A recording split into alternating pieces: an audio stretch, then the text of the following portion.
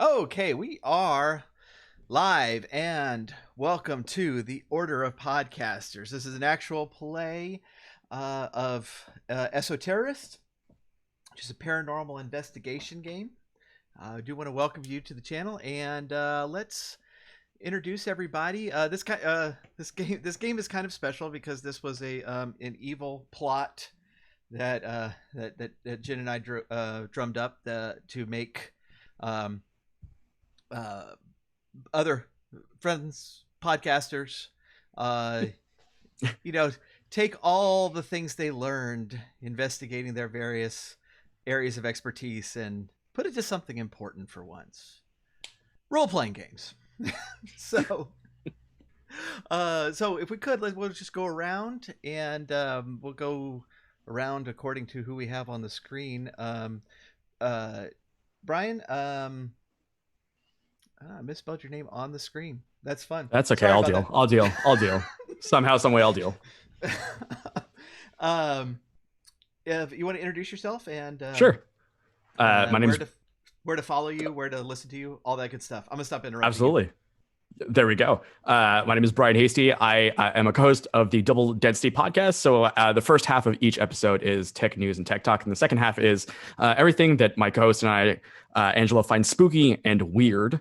And we are currently on a biweekly schedule. And of course, I do the Coda with Rob. Rob, it's your turn to introduce yourself.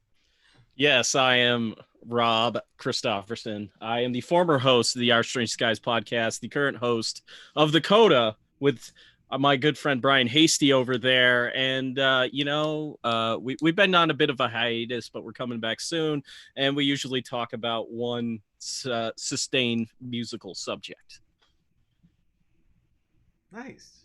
I guess I'll go next. I am Jennifer Taylor. I am the host of In Defense of Liberty, which is a constitutional law. People think it's a true crime podcast. I talk about true stories and they often involve crime, but it is not. I maintain a true crime podcast.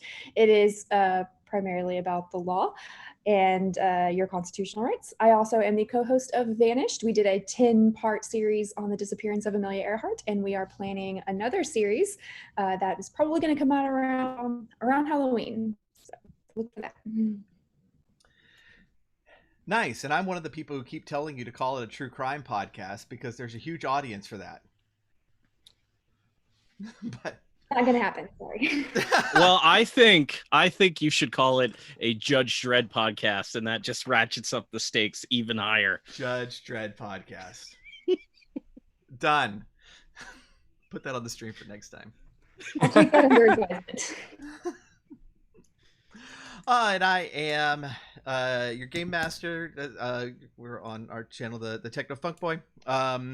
I am also game master on Tales from the Rusty Speeder, which is a Star Wars role-playing game actual play podcast.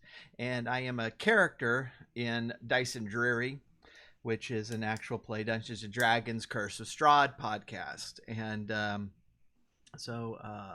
you now, as the audience, have so many podcasts you are required to listen to.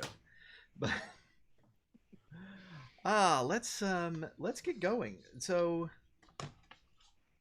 as the scene opens, we are at a radio studio. Rob, do you want to describe your studio a little bit and your character? Sure.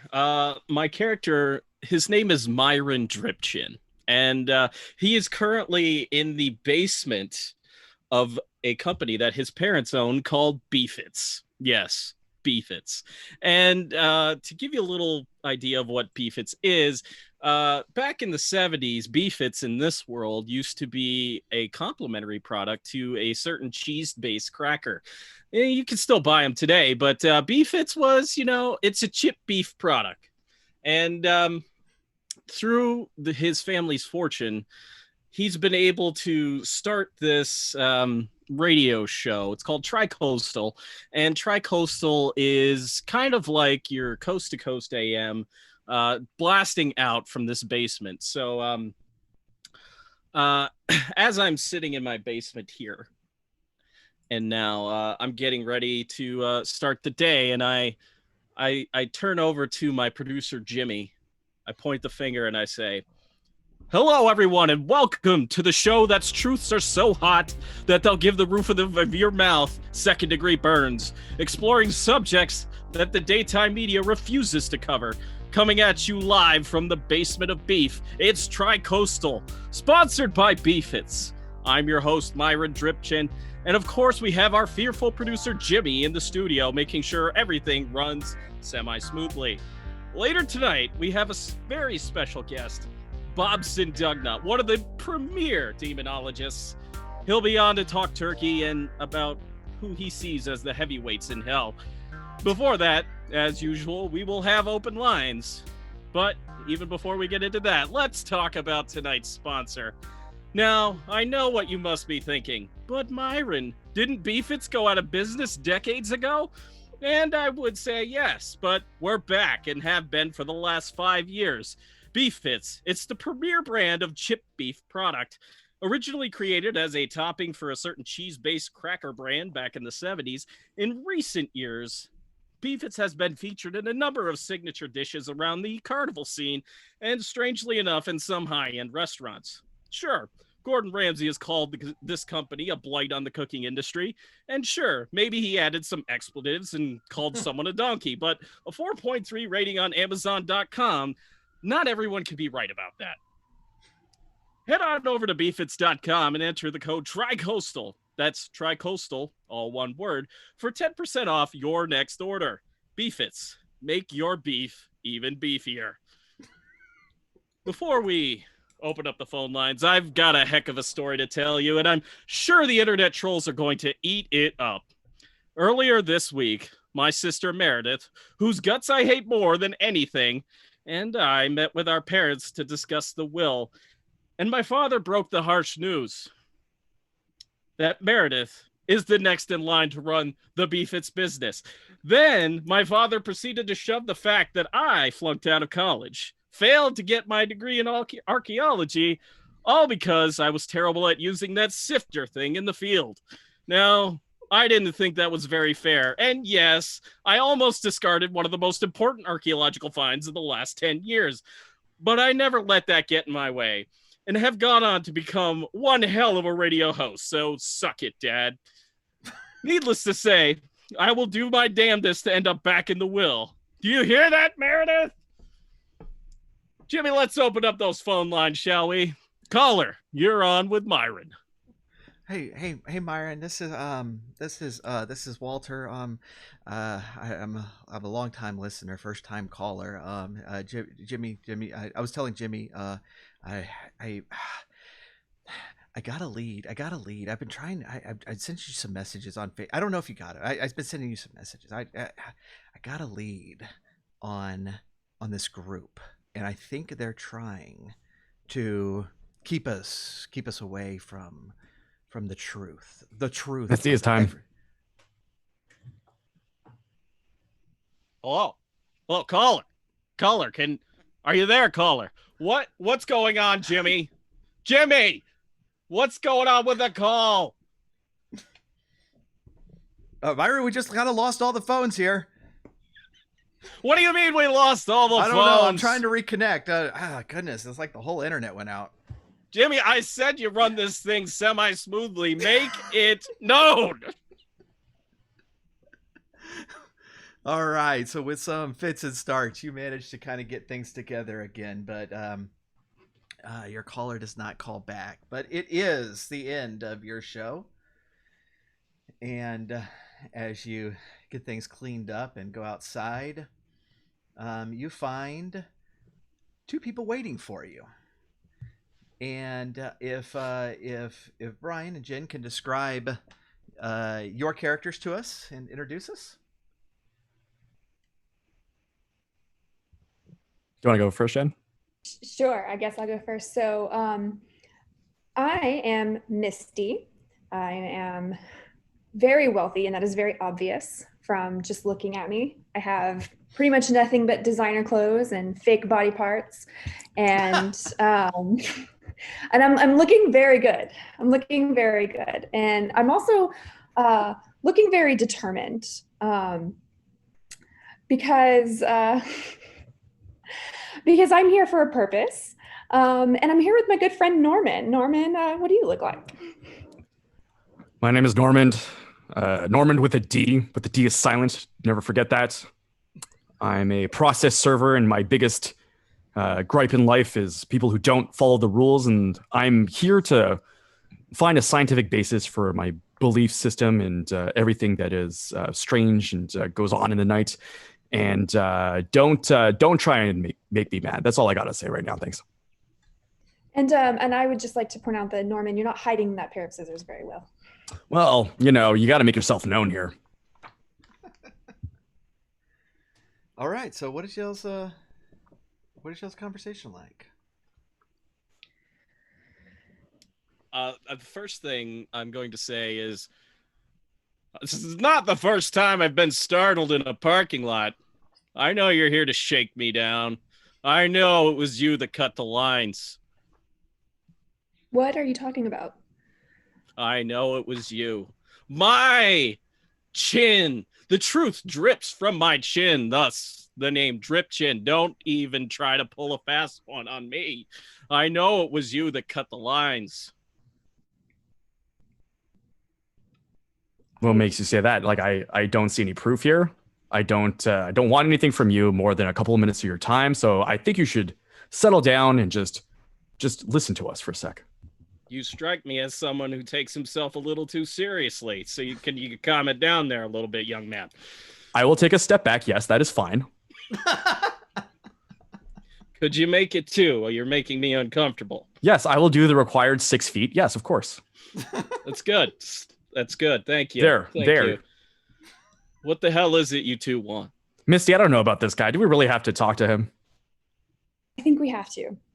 You saw how close he got at the collar on his crazy little show there. That's true. Myron, would it surprise you that for once you actually got closer to the truth than you ever dared hope for? I drip nothing but the truth from this mouth, sir. I don't understand how you could say that. Everything is true in this world, at least as I tell it on my radio show.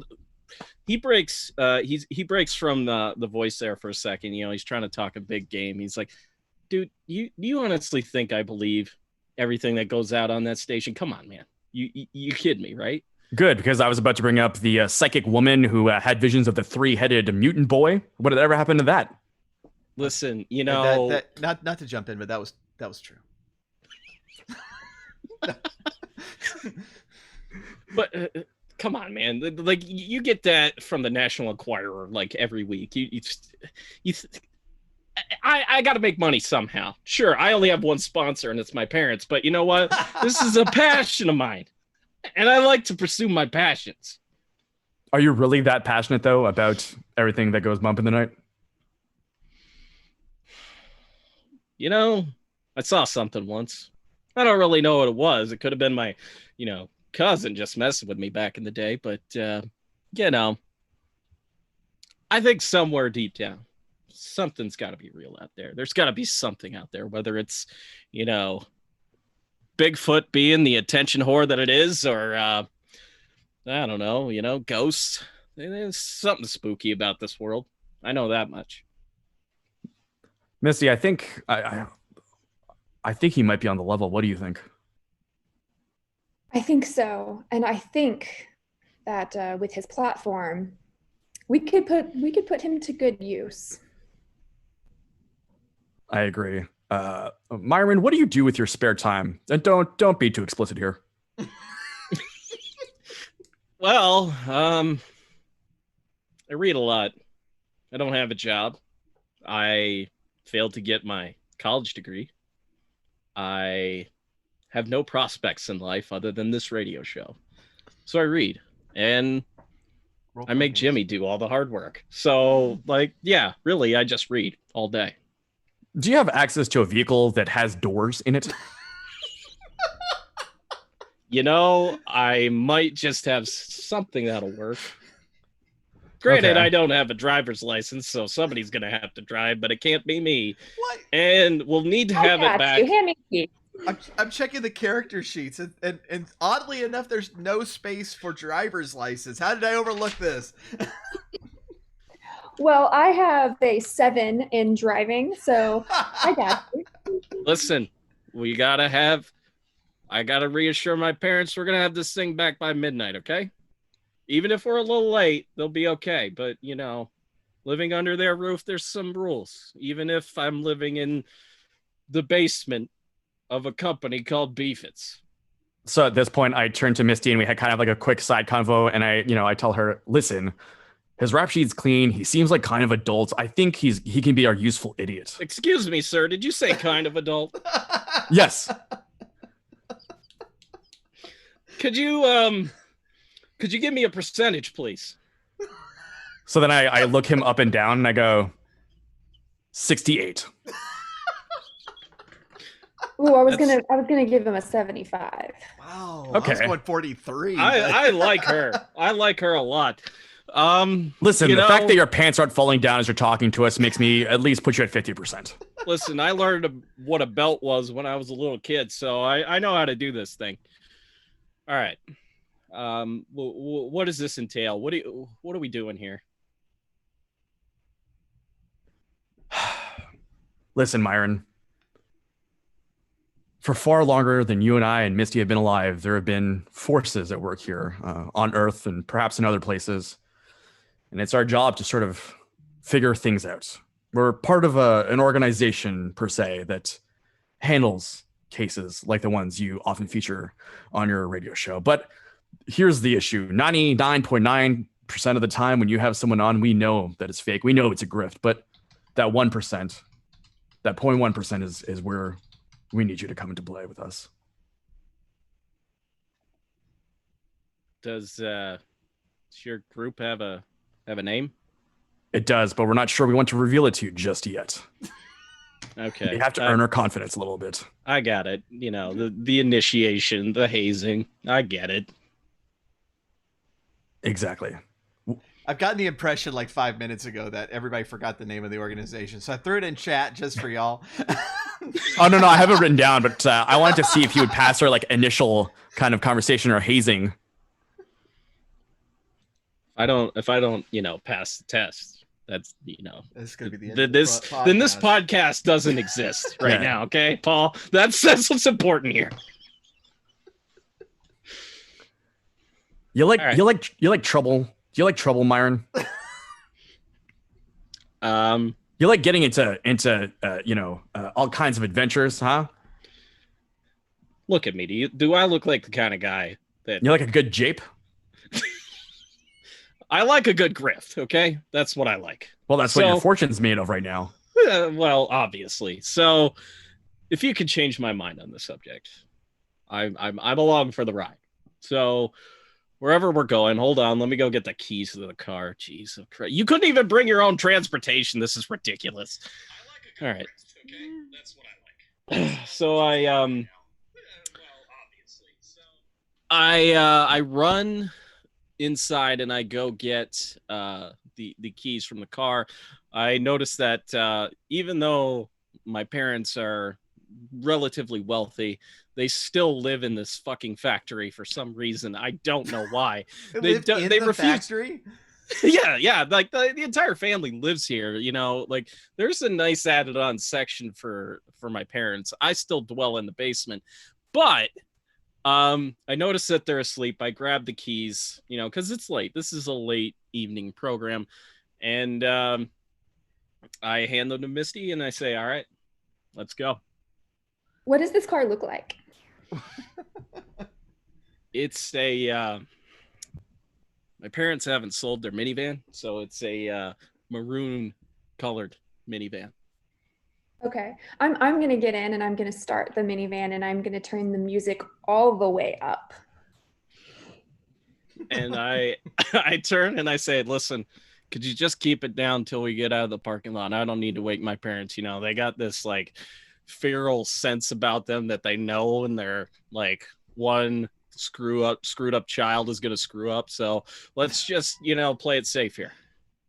And at that, I peel out of the parking lot, making as much noise as I could. You're really good with directions, I see. And of course, I stay silent. Oh goodness! All right. So what y'all do is y'all drive to like a really seedy part of town, and oh shoot, what did we call the town? That'd be Oh, good it's to on know. Twitter. It's in Thornhill. Thornhill in Julep County. Okay, so we're in Thornhill, Texas. It's like it's a medium sized town, but it has a pretty substantial university in town. So like seriously, like half the population is going to school there and disappears during the summer. Um, and y'all are crossing town to kind of a seedy area, and it's really late, and so it's super dark, and you pull into this really rundown gas station that seems to be closed. All the lights inside are off. The pumps have just like these have you seen those like outside lights that don't seem to like be like lighting up anything at all? You can tell they're lit, but there's like darkness immediately underneath it, and so like there's lights above the pumps, but it's still dark underneath there. And you go to the back, and when you get out, you go through this like service door in the back that immediately has this stairway downward. And when you open the door, the lights above you flicker on, and you head down the stairs. Byron, you're probably getting a sense that it's like, I could die here and no one would ever find my body. Um, but you come in, and there's a small room there, and it's like half the room is like decorated like a respectable office, and the other half of the room is just like concrete and cinder blocks. And you quickly figure out why it's set up like that, because on the cinder block side of the wall there's a webcam, and so as it's facing that way, it looks like y'all have a respectable office there when you really don't. But attached to that webcam is a large TV, and as you go in, you kind of stand on that side of the room, and Misty punches a couple of numbers into the phone, and the TV lights up. And there you see an older man with kind of a crazy look in his eyes, with long hair. He kind of looks like Brent Spiner from Independence Day, and he's like way too close to his camera, and he's very loudly typing. And uh, Misty and Norman, y'all know this person as Lore. He's the researcher of the group, and he kind of looks at the camera. Is like, "Oh, good, you're here. Hold on, let me put Mr. Verity on." And the screen switches, and you are now looking at Mr. Verity. Now, the two of y'all know Mr. Verity is just a code name. Whoever is giving out orders is always Mr. Verity. And so this is somebody you've worked with before, but you don't know anybody's real name who works in the higher ups of the organization. This particular person is a middle-aged woman, looks very respectable, and looks at the camera and smiles, and it's like, "Oh, good, you got him. Myron, welcome. This is Ordo Veritatis, the Order of Truth." Well, thank you for inviting me to your creepy basement. I appreciate it. Oh, you're quite welcome. We were hoping that you could help us with a certain matter, a local matter. Um, and I would like to tell you a little bit about it, but with the understanding that everything that's said here is not to be repeated, especially on your program. Myron takes out a quick notepad and writes that down just so, he knows not to do that. And he puts it back in his pocket. And then just to add emphasis, I poke him in the back and I whisper to him, like, I know where you live. Remember whose car you took here. Some of us can drive, some of us can't. Which camp do you fall into, Myron? I kind of like hold up the keys and put them in my purse. And I point at her. He has literally 0 points in driving. Looking at Ray. That's correct. Playing this true to life here, I guess. What is it that you need help with? I'm told that there's some weird stuff out there and 0.01% of it is real. What does that even mean? There are two realities. There is the reality of order, of logic, of thought. That is this reality. Then there's the subjective reality, the reality of chaos. And it is a very, very real reality, and it works on very, very different rules. There are many people who seek to break down the barrier, the membrane that separates these two worlds. They do it for many reasons. They do it for power, for curiosity, for desperation. Many know exactly what they're doing. Most do not. They do not understand what they are potentially unleashing on this world. There, of course, is a little bit of chaos in this world of order, and there's a little bit of order in this world, in their world of chaos. But to break the membrane would bring about disaster. These we call Esoterrorists. We are charged with a sacred duty to keep the membrane intact, to keep that barrier between us. And that is what we do. So you're telling me that there are people who are insane in the membrane. Quite. Excellent. I pull my notepad out and write that down. And most of what I'm going to be writing, I'm going to miss the point a little bit, but we'll write down insane in membrane. Must protect membrane? Question mark. Puts it back in the pocket.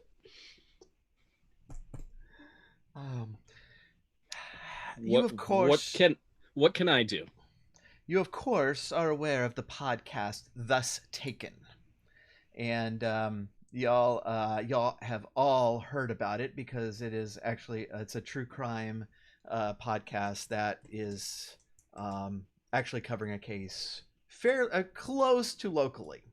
But you can tell me if y'all actually listen to this podcast or not. I will explain it anyways, but unless all three of you say yes, then I will just go. I'm going to say no because I don't listen to my competition. I'll say yes. Misty listens to all the podcasts. I'm also going to say yes due to the fact that I have nothing better to do while I'm driving around all day.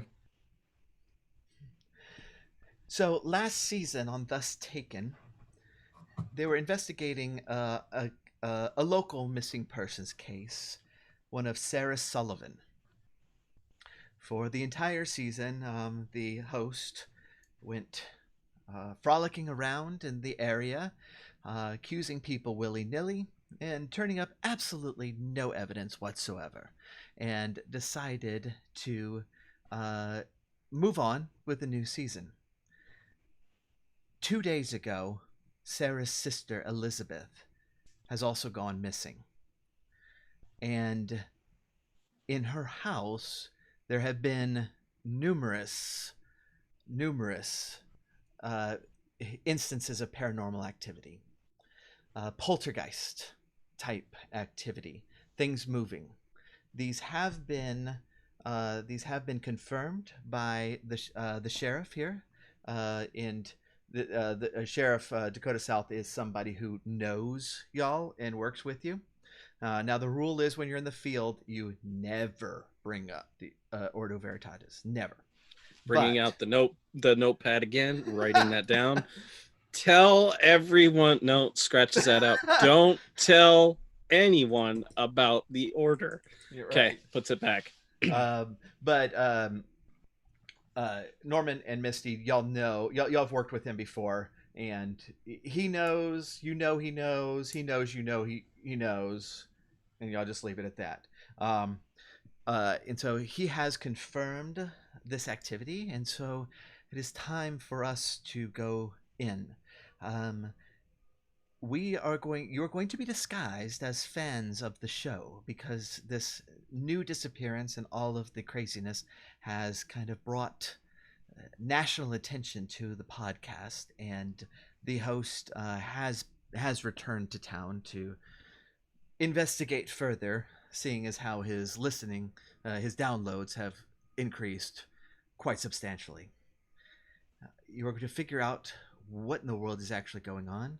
You are to stop it, and you are to get out, and to make sure during all of that no one knows who you are and what you are really doing there. I have taken the liberty of creating a Facebook account for you, Misty, and you have been a member of this the fan page for 2 days now. As soon as we got a whiff of what is happening, we entered you in there, and so you will be able to access that as well. And as for you, Myron, we would very much like your expertise in the field, your and your credentials. If you go in as a national radio figure who is investigating the paranormal activities, you might find that some doors are opened, and that is why we'd like you here. So, you want to use me for my fame? Ha ha! Well, I pull out my notepad again and write down a few more things, one of which is talk to terrible podcaster about how to increase numbers. And you know, I also need to talk to that podcast.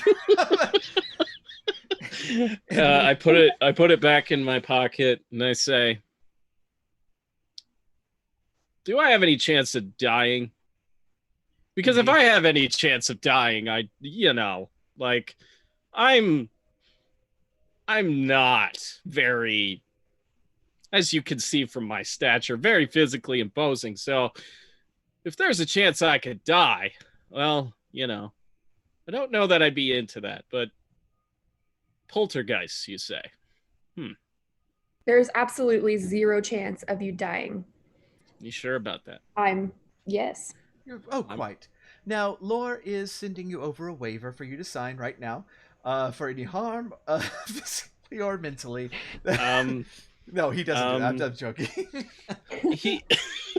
I was going to say, if he did, I would take it over and pretend to know what all of this legal language was before signing it. While you are in the area, if you do happen to get picked up by local authorities, you are, of course, to tell them nothing, and Sheriff South will come get you out of jail shortly. And so all the other normal rules apply. Of course, if you say anything about us, we will deny everything and make you look like a fool in the media. Do these get out of jail free benefits relate to things outside of work here? No. You drive a hard bargain, but I'm in. All right. Well, I will give you the location of everything. The sheriff is expecting you, and we can go from there. Do you have any other questions for Mr. Verity? Yes, I have one. Do you actually listen to my program? Lore does, and he tells me it is quite entertaining. You saw So him you've before. He looks like Brent Spiner from Independence Day. Yes, he's a rather loud typer. Okay. He has one of those hipster mechanical keyboards. It's quite annoying. I know of which one you have. Jimmy, the producer, has one himself. I often remark to him how ridiculous that makes him look. And then he throws on a Neutral Milk Hotel album and tries to rub it in my face. That hipster bastard.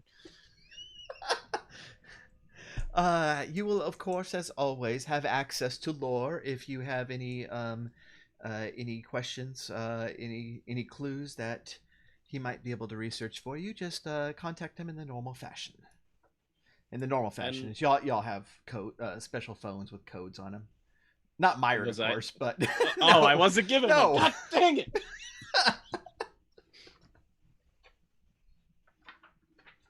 Right.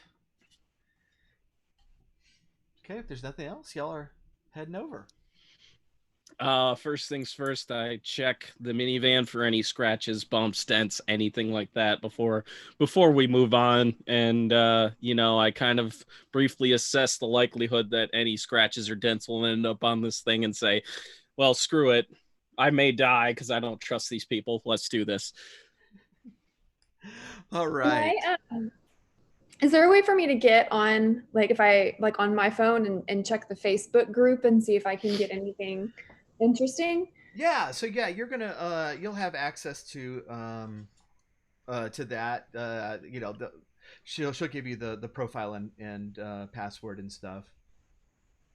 And so yeah, y'all kind of have these fake accounts that they run several of them with like a good long history, and just to make it look good. So like when you're hitting join group, it doesn't say joined Facebook 3 days ago, and so they kind of maintain these fake profiles for y'all, and so this particular profile, you are apparently like just this massive fan of the White Stripes. It's like every other day there's a new video of Jack White or something, and it's kind of ridiculous and over the top. But you do have access to the group. So there's about 1,000 people in this group, and it'll most of them have come on in the last few days, and so there's just tons of posts about posting. It's like, hey, the news story about these crazy happenings has popped up in this newspaper and this newspaper and this newspaper. The sheriff is denying everything, of course, calling it crazy.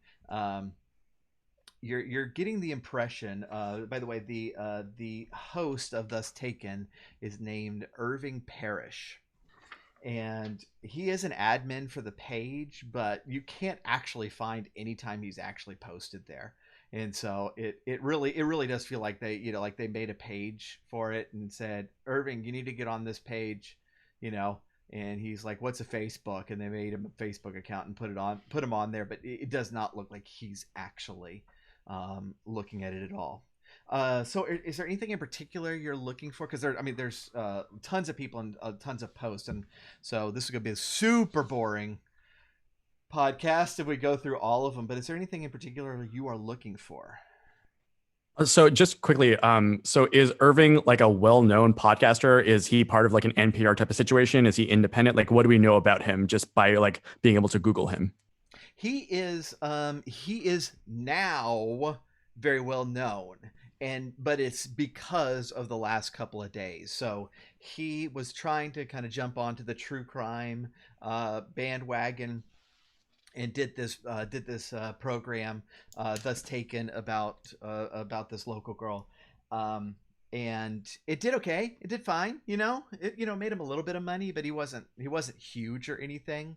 And he did draw quite a bit of criticism for just first of all not knowing what he was doing, and really really kind of spouting off at the mouth with instincts he had about certain people and stuff. And locally, like you're saying these people's names over worldwide, and you don't even know them at all. He was going to move on because he found nothing. It was an interesting story, but he found nothing.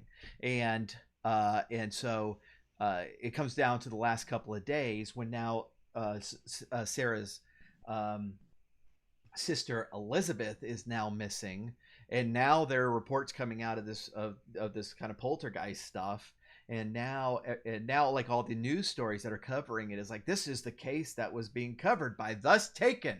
And so that's brought a lot of attention, but it is an independent podcast. He's not associated with anything, but he's gotten his name has become much more household in the last few days.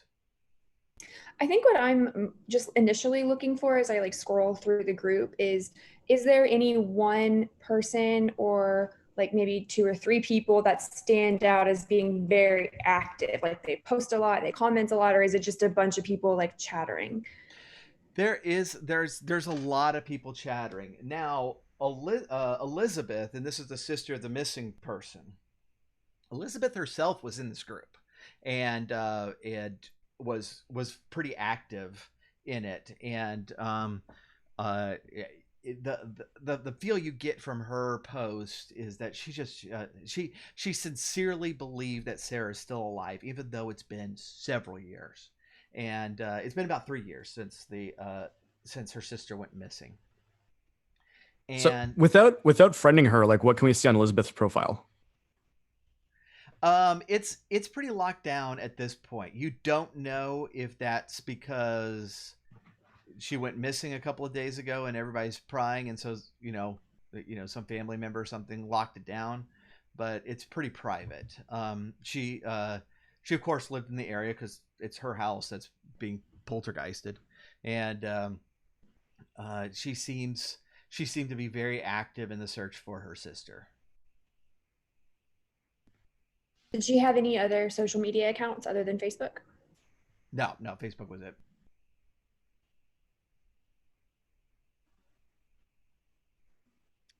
I myself am relegated to the backseat of his parents' own minivan, and Myron's not exactly happy about it, but he's going along with it because, well, he can't drive and he's not driving, and he's just got wild thoughts like, these people for real? Like they can't be for real.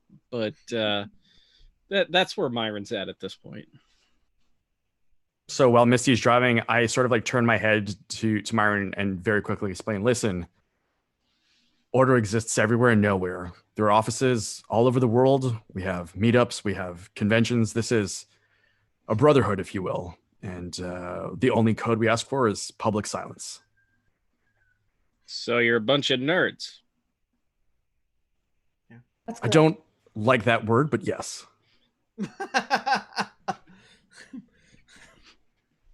That's fair. There's a lot of words Norman doesn't. You'll get used to it. He seems a little uptight, but I get it. I totally get it. Listen, if you're breathing, you're dying. So why not go out with a bang? I take out my notepad, I write that down, and then I write down possible motivational poster for the show. Got it. I should mention, if y'all legitimately have a notepad, that might be a good idea. All right, what else? What are y'all doing? This is a little bit different than like a Dungeons and Dragons thing where, I point to you to a dungeon and say go. Where you want to start is up to you. You have the clues, I guess, so far is the sheriff is expecting you. You have the Facebook account and the house itself. We know the address to the house? Yeah. Mm-hmm. Okay. I personally think we should start with the sheriff because that way we can kind of get everything he knows before visiting the scene of possibly the crime. All right. Let's do it. Okay. And then I continue to sit in silence. All right. So the sheriff's department is a pretty simple place. It has a very Texas flair to it. It's one thing about the county in general is it really kind of embraced the southern aesthetic in a very artificial, kind of touristy way, because they know that, like, parents and kids are coming from all over the country, and so they're like, let's kind of do this kind of faux Texas thing.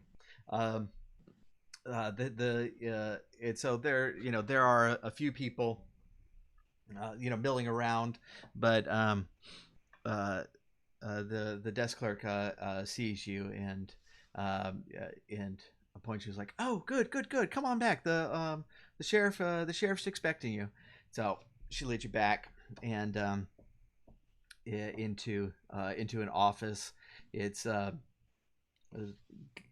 of wooden feel to it, that has windows and blinds that kind of overlook the main area of the office.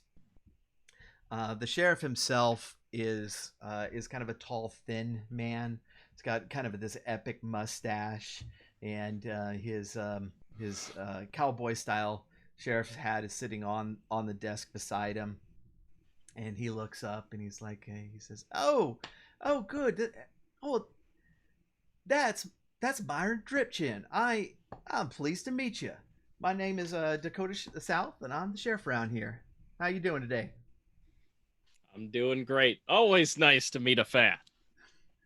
Very good, very good. Yeah, I heard that you were coming down to take a look at this Sullivan situation, and I just want to let you know that we don't give special treatment around here. This is a ongoing criminal investigation, and so I don't want you to expect like guided tours of the facility or anything like that. Now, I did ask one of my deputies to take you on a tour of the location, but there's no special treatment, understand? So you're saying I couldn't get a second tour later on? He laughs and he says, "Misty, Norman," and shakes y'all's your hands as well. And he says, "So yeah, let's get down to it a little bit. Yeah, I mean the Sarah Sullivan case went cold years ago. We searched all over the place. We had had the whole community out. A bunch of the students from the college came out to take a look around, to comb the countryside. We couldn't find a thing. And after a while the leads dried up. Then this Irvin Parrish guy comes around, starts sticking his nose everywhere and stirring up some people. But that's fine, that's his right. But yeah. So I sort of like look at Dakota and say, like, without revealing too much, blink once if you've taken a look at his rap sheet and there's an issue. Oh, Norman, he's fine. Don't worry about it. All right. So he yeah, after a while, the same leads that we had dried up 3 years ago. They dried up for him too, and so nothing came of it. Then Elizabeth went missing. We thought probably just out out for the weekend or something. But then all the weirdness started happening. So fortunately, the media caught wind of it, and now we're kind of getting a different sort of tourist around here. We normally just get the parents from the college students, but now we got all the weirdos from San Francisco out, and they're poking their nose around. I don't know that a lot of kids whacking off in the property. See it all the time at work, so I know what it's like.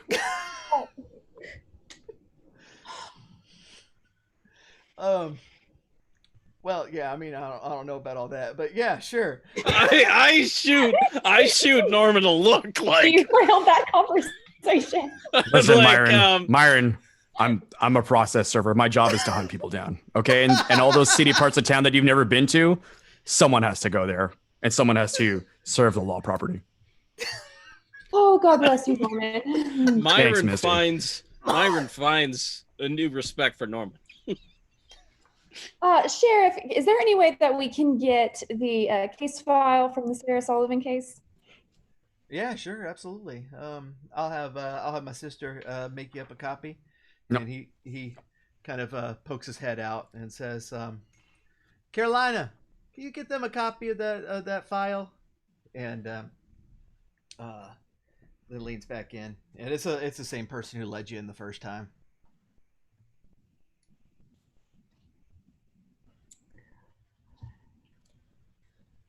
What's in this file? I was about to say one of my abilities is document analysis, so I guess I'll flip through it.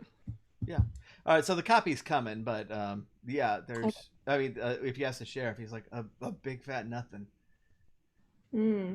It's yeah, we couldn't find hide nor hair of her. Do you have any probable suspects at the time? We did. Of course, first person we looked at was her boyfriend. He ends up with a pretty airtight alibi. He was actually up in Vegas. Even pulled security footage of him at the time. Yeah, there's he was there. He got a twin. A lot of people on the job where I work have twins, and I have to make sure it's the right one. So I'm just asking. Yeah, no twin. We followed up on that. You that sounded like I remember you'd mentioned that before. I thought that was a good idea. So we check on that every time now. He looks at Misty and kind of shakes his head like, no. Myron is just standing there wondering where Norman's really intense mullet should be, like a Dog the Bounty Hunter kind of mullet situation, and just like he's kind of admiring him. Yeah, he's uptight, but he seems to get his man, and I appreciate that. So you get a copy of the file, and one of the features of this game and all the GUMSHOE System games is that you don't have to roll for things you're good at. And y'all are good at investigation in different areas, and so we'll kind of hand wave all of that to say there's nothing. There's no leads. What does the file actually contain? Like, I understand there's no leads, but what work did they do? You know, the normal work. Why would I know that? Come on. Oh, it seems that we have slipped through your game master, and we have derailed it. Yeah, like what type of paper is in there? I want to know like Listen. weight of paper, type of Yep. paper. I want the font now, Paul. Georgia, 12 point. Respectable. Like, I guess And y'all know the sheriff's department got sick of Times New Roman about 5 years ago. yep. we are a Calibri organization. They had a brief stint with Comic Sans, but everybody made fun of them and no one took them seriously. So that only lasted a few days. Then they went to Georgia because it's it is professional but not Times New Roman. Because let's face it, everybody's sick of Times New Roman. Fair. Yeah, Okay. it was the preferred method to write essays in high school. Yeah, I know. So looking at this file, do I get the sense that the whoever was investigating it last time, the sheriff or whatever deputies were on it, do I get a sense that they that it was a competent investigation? Like Yeah. they did, everything they should have done and it just turned up nothing, or is it just because of incompetence? No, it was a competent investigation, and it is just one of those things that there were no clues. No clue. Every lead was just a dead end, and the same thing happened with Thus Taken. It was much more sloppy, but if anything he kind of any road he tried to go down, it just ended in a dead end. Okay. And this Elizabeth, who last saw her? Well, that we don't quite know yet. Okay. How do you know that she's missing? How did that come to your attention? It was actually the report of the weird things that were happening. Okay. Because one of her friends, the local doctor here, Glenn Weaver, he went by her place and couldn't find her, and saw some weird stuff going on inside. Could you excuse me, could you define weird stuff for me, please? Because that definition encompasses a lot for, the kind of stuff that I feature on my program. Stuff moving around with no explanation. Things falling over with no cause. I mean, we see viral videos of this all the time on the internet. Yeah. What makes Well, this that's a good different? question. Did anyone get it on video, or is it all word of mouth? No, we got it on video, but I saw it myself. So was my deputies.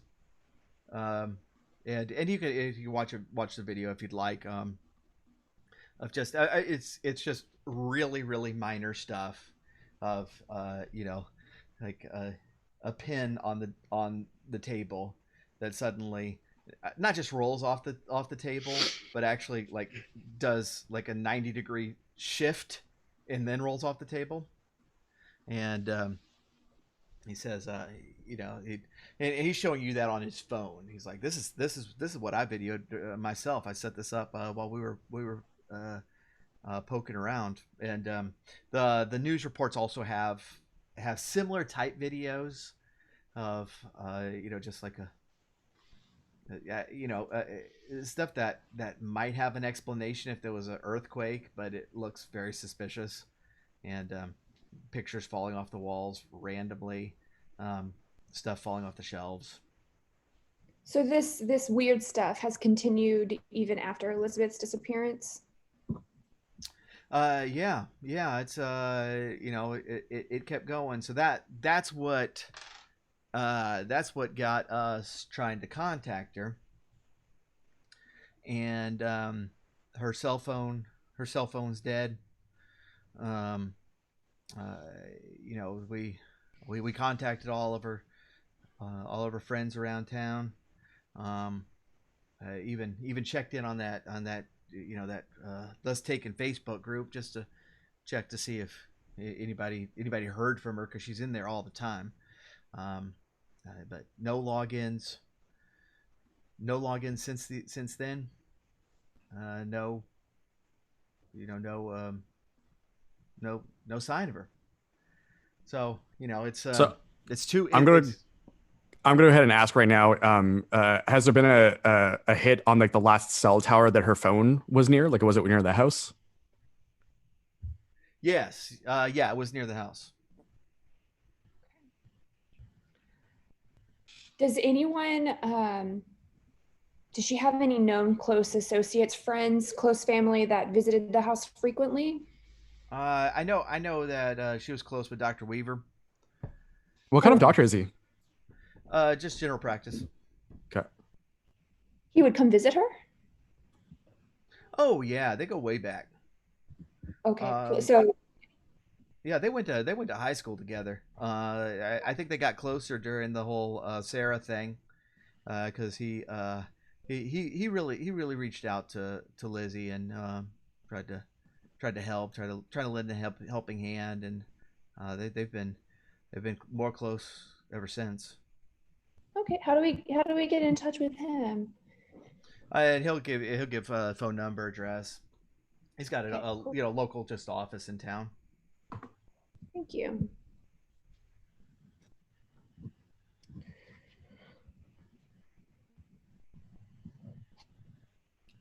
Anything else we should ask him before we go head to the house?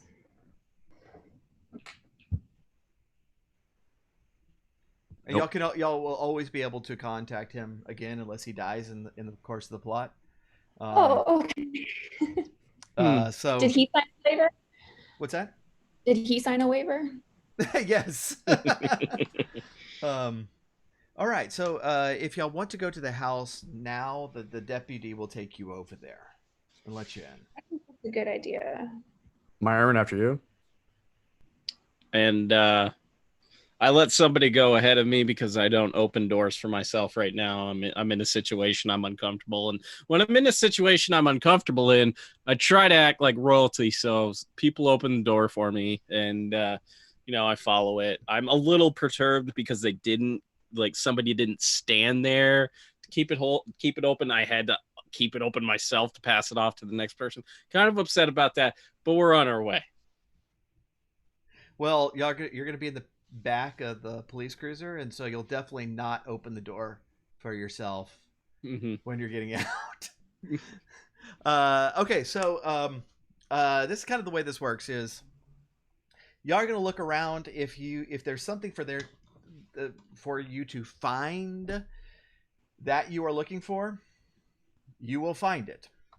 When there's nothing left to find in this location at this time, I'm going to do this creepy thing with this flute I bought at the Ren Fest. It goes like this. No, that's wrong. No, that's wrong. There we go. It's close enough. And that's your cue that there's nothing else to actually be found at this location at this time. All right. So there might be further clues down the line that's going to make you think, wait, I need to go back to that location and check something out, and that is a possibility. It doesn't mean that there's never going to be anything else to be found at that location ever again. Gotcha. But, yeah, that's the way it was. All right. So you're heading to the house? Yes. Yep. All right. So the house is it's one of these neighborhoods. It was built. These houses were built a long time ago before they were trying to conserve yard land to sell more houses, and so it has got a really nice substantial yard. You can see in the back that the land kind of goes up into more hilly area, and it's rather wooded back there. The house itself is one story, probably about a 2-bedroom house, built in this probably in the 70s, sometime. It looks to be in pretty good repair for the age, and a very simple, brick front. What you suspect to still be wood siding along the edges and all, and you see at the front there's like police tape there, and there is actually a guard standing there. The deputy whose name is, I forgot to introduce him. The deputy is Jeremy Lyle. He as they're coming up, he explains, is like, we've been trying to chase off these news crews. They're like the big boys haven't come here to check this out yet, but you got these weird internet and cable shows that come down here trying to get a glimpse of it. I've been contacted by one of those ghost investigator shows. They want to spend the night there and lock themselves in, and they think that they're gonna get video of one of them dying or something. I don't know. It's probably good for ratings. And so we had to post a guard here to just try to keep everybody off. You walk up, and he tells the guy, he's like, hey, these guys are with me, and they pull up the tape so that you can get underneath, and so Myron looks up at the guy that we're passing just to see if he recognizes who I might be, and if he doesn't recognize me, I'm a little bit sad, but that's okay. Maybe do the voice, do your radio voice nonchalantly as you walk past to see if he recognizes your voice. Wow, this place is fascinating. Paul, does Rob's level of happiness affect our investigative abilities at all? Like, if he is recognized and cheerful, then it's more successful for the rest of us? Well, it depends on if the person who recognizes him likes him or not. Ah, okay. But yeah, that will factor into stuff. I can't believe in this universe there would be enemies to my character, Paul. I just want to say that. So the guy at the door, and all the deputies have that have the cowboy style hat, and he does the very polite Texas half nod. He goes, "Sir," and that's what you get from him. That's it. Yeah. I obviously nod back silently. You can try to interpret it, but that's just Texas. He's just speaking Texan to you. All right. Little deflated, but you know what? We got a purpose here. But I pull myself together and continue. All right. So the entry is pretty empty. It's a long tile entry. To the left is just a wall. You know from the outside that the left is where the garage was. Right, just to the side of this entry.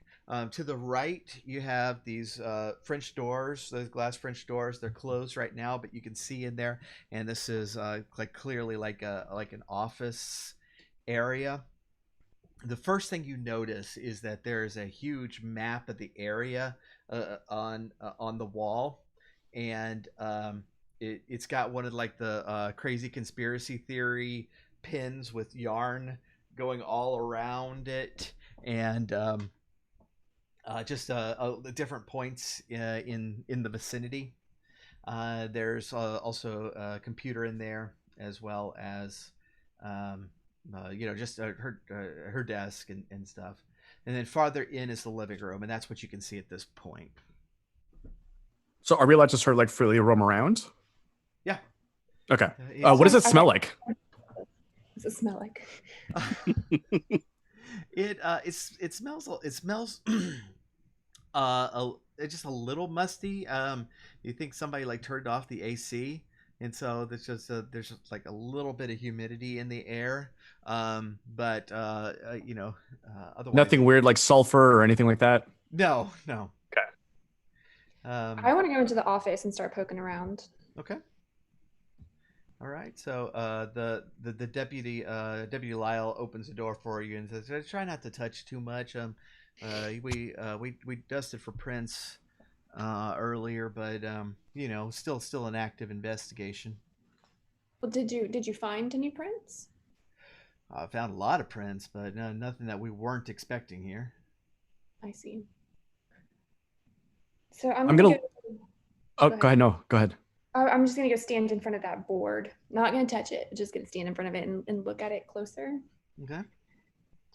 So without it's clearly color coded, like all the yarns everywhere.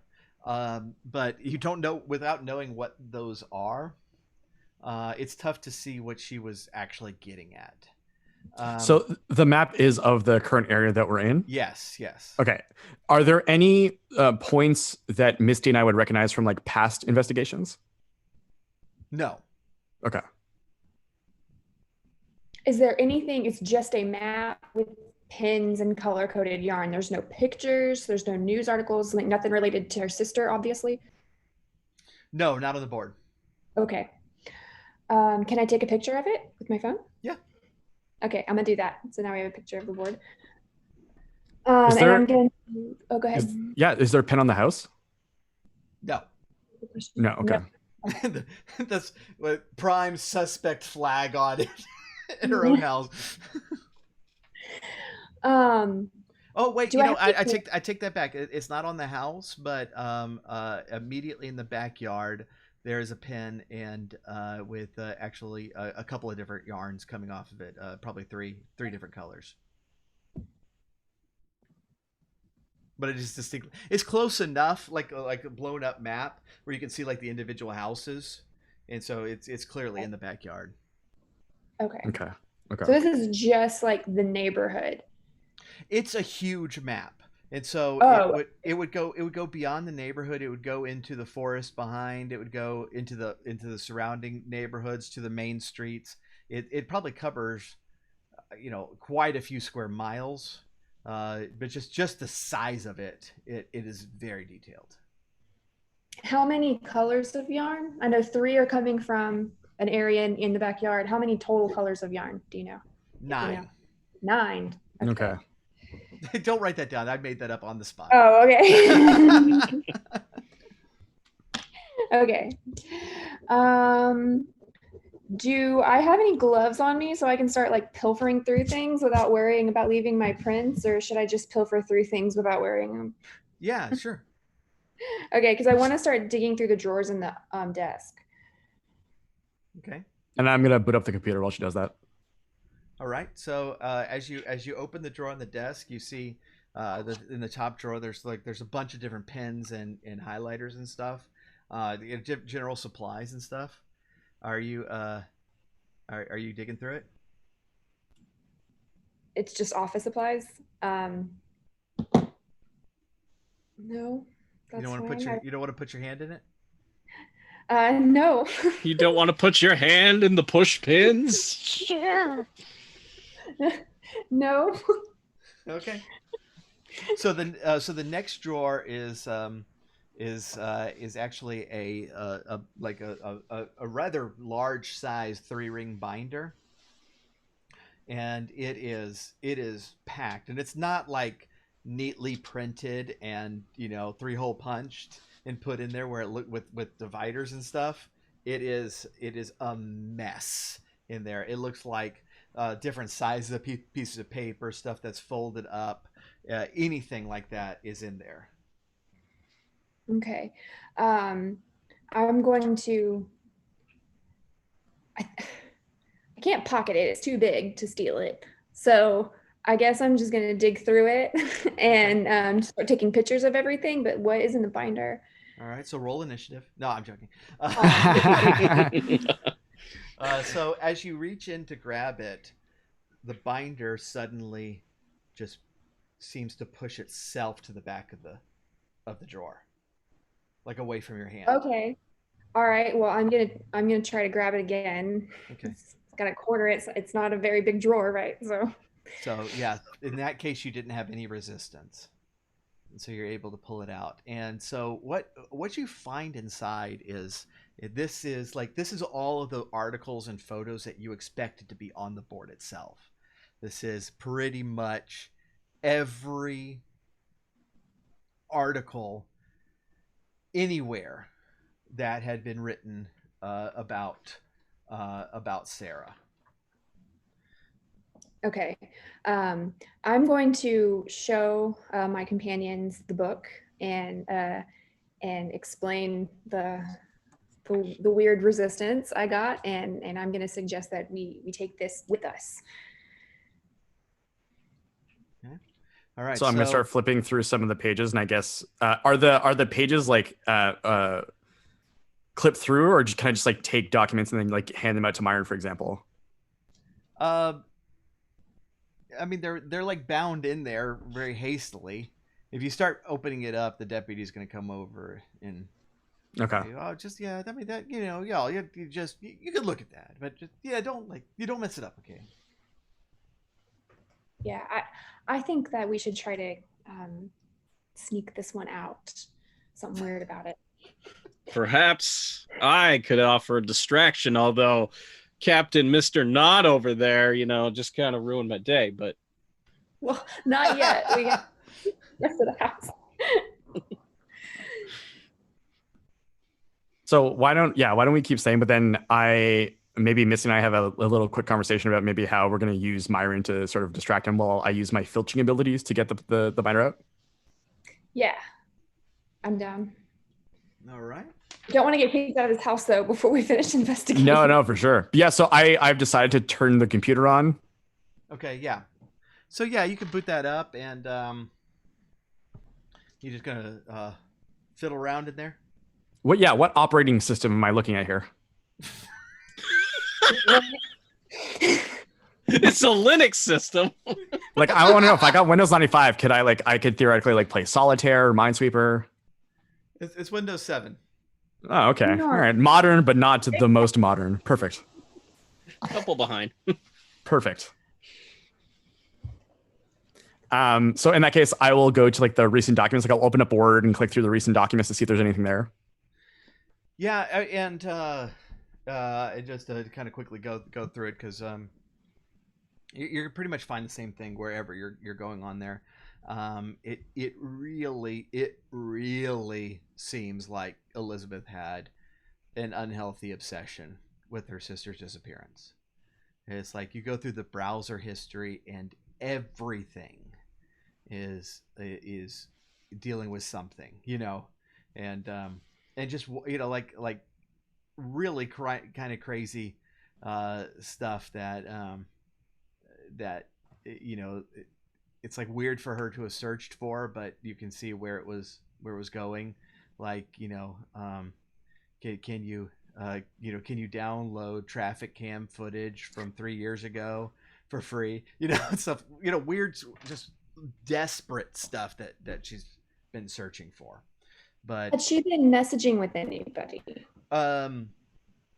Yeah, you could go through Facebook, and her messenger is really active, and and for the last several days, there's been people just pinging her, hey, are you okay? Where are you? That sort of thing. But most of it that you're going through has to do with the group. Like, that's the only thing she seems to be doing on Facebook. She doesn't actually have any Facebook friends. It looks like she made this account just to be in this group. So just a side question: do Elizabeth and Sarah look alike at all physically? In kind of a passing family resemblance, but okay, not, they couldn't pass for one another. Okay.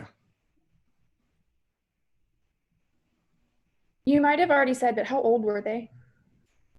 So Sarah, when she went missing, was 25, and Elizabeth now is 42. They were actually quite a bit different in age, but they were still very, very close. Full-blooded sister, yes. Yes. Okay. And I'm assuming that since now the house has been, kind of locked down, no one else lived here with her. Right.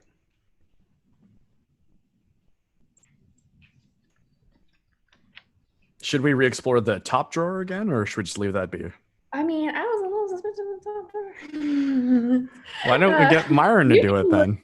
There's nothing in the top drawer. I was just messing with you. Just scroll. Okay, I think I am going to. Who's holding the binder? I have the binder, or did I give it to Norman? I have it, but I'm gonna put it down now, and we'll go to the living room before coming back and creating a distraction. Run away. Well, we're gonna create the distraction after. The binder might run away. Oh, so why don't we just put it back then? Or should we hold on to it? No, let's put it back and then come back for it on the way out. Okay, let's do that. Yeah. So I put it back in the second drawer. Yeah. And I want us to look around the living room. Did you close the drawer? Yeah, we'll close the door. So as you start walking away, the drawer opens up again. Kind of shoots out suddenly. I'm gonna get back in there. I'm gonna go back in there and I'm gonna grab it and I'm gonna hold it. Okay. As you reach in, the drawer just slams shut before you can get your hand in. Okay, this is a problem. I turn to you guys and I say, "Is this a normal occurrence on stuff like this?" Oh yes. Deputy Lyle's on the other side of the room, and he's like, oh goodness, we've been dealing with this around here for 2 days. So I'm gonna look at Myron and I'm gonna tell him, bet you don't see this in your studio a lot. Run a type shit. I don't deal with stuff like this. And let me tell you, if there was a ghost in my studio, I'd give him the business. Then he'd be getting out. He'd know. This person would know. Don't you be messing with Myron Dripchin. And none of us are buying this, I think. The guy at the door suddenly turns around and goes, "Myron Dripchin? I knew I recognized you." Hey, how you doing? Always great to meet a fan. Rob, by the way, if you don't pull that on any ghosts we meet, I'm going to be so mad at you. So I want to actually see, is there any way to take the temperature of the office room versus like say the living room and the hallway to see if it's maybe like colder in there, or like maybe try to figure out is there a presence in the office? All right, let's do a preparedness roll. Woo! So this is the way this works. You're gonna roll your d6, and you need to have 4 or above to have that equipment in your car. You can spend points from your preparedness rating, which is, what is it? 5? 5. You to give yourself bonus points to your roll. Okay. I don't think I will this time. I think I'm just gonna roll it and see if I get it. 5. All right, so yeah, you have a like a digital temperature taker Nice. in the car, and so it looks like the little reading machine from Ghostbusters that have the 2 flashy light things that come out from the side. And so you're just kind of waving it around and looking very Egon-like. Are you talking about the PKE meter? Don't you think I don't know my Yeah. Ghostbusters? Exactly. So yeah, you don't notice any temperature difference of note. Okay. There's the living room has a lot more windows and the sun's coming through them, and so it is hotter. But you would recognize that that seems just like a window issue with the AC turned off. Okay. Norman, do we want to try to get the binder or leave it? It obviously doesn't want us to get it.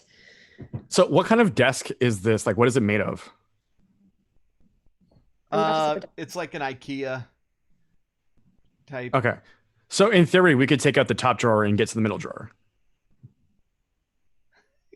Like take the desk apart to get to it. like pull out the top drawer to get to the middle drawer, right? Because it would have nowhere else to hide. Yeah, you can do that. So I'm gonna go ahead and do that. Okay. So you do that, and once you do that, the bottom drawer just slides open.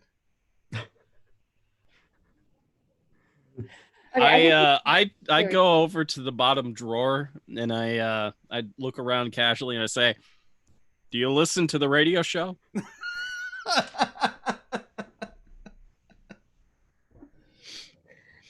The drawer does not respond. I'll pretend not to be insulted.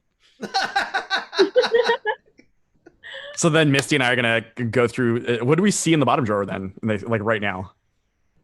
It's just the book. Okay, so nothing else has changed. Nothing. No.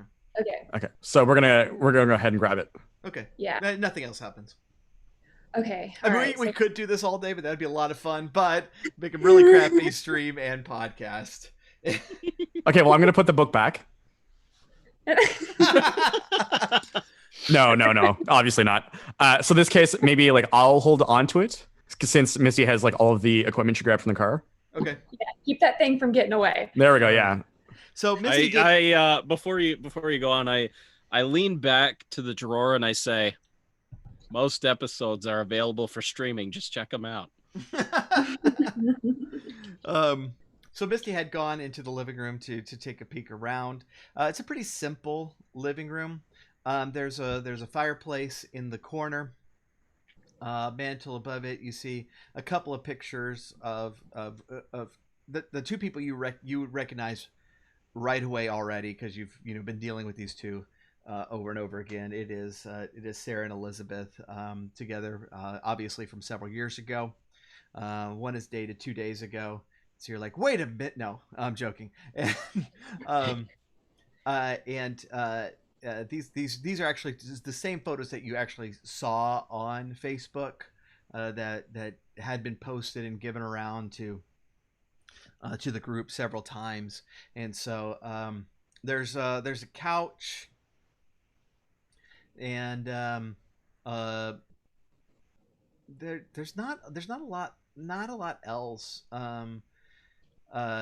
a TV with a healthy coat of dust on the screen, and just like a chair in the corner. And as far as that room, that's pretty much it. That leads back into a hallway to one side that splits into a few different doors. You'd imagine those to be the bedrooms. To the right, it goes into the little breakfast room and a kitchen. And then there's a sliding glass door that goes onto the back porch and into the backyard. As you look into the backyard, you can see like a white wooden gazebo in the back. It's kind of up on this kind of slow incline. It feels like the backyard just kind of goes forever because it disappears into this forest. And you're not sure exactly where the property line is, but there's no one directly behind her. Okay. I'm gonna go ahead and approach the fireplace. Has it been used recently at all? Like, is there like logs of wood? Are there ashes? Yeah. Is there anything? Yeah, there are ashes, and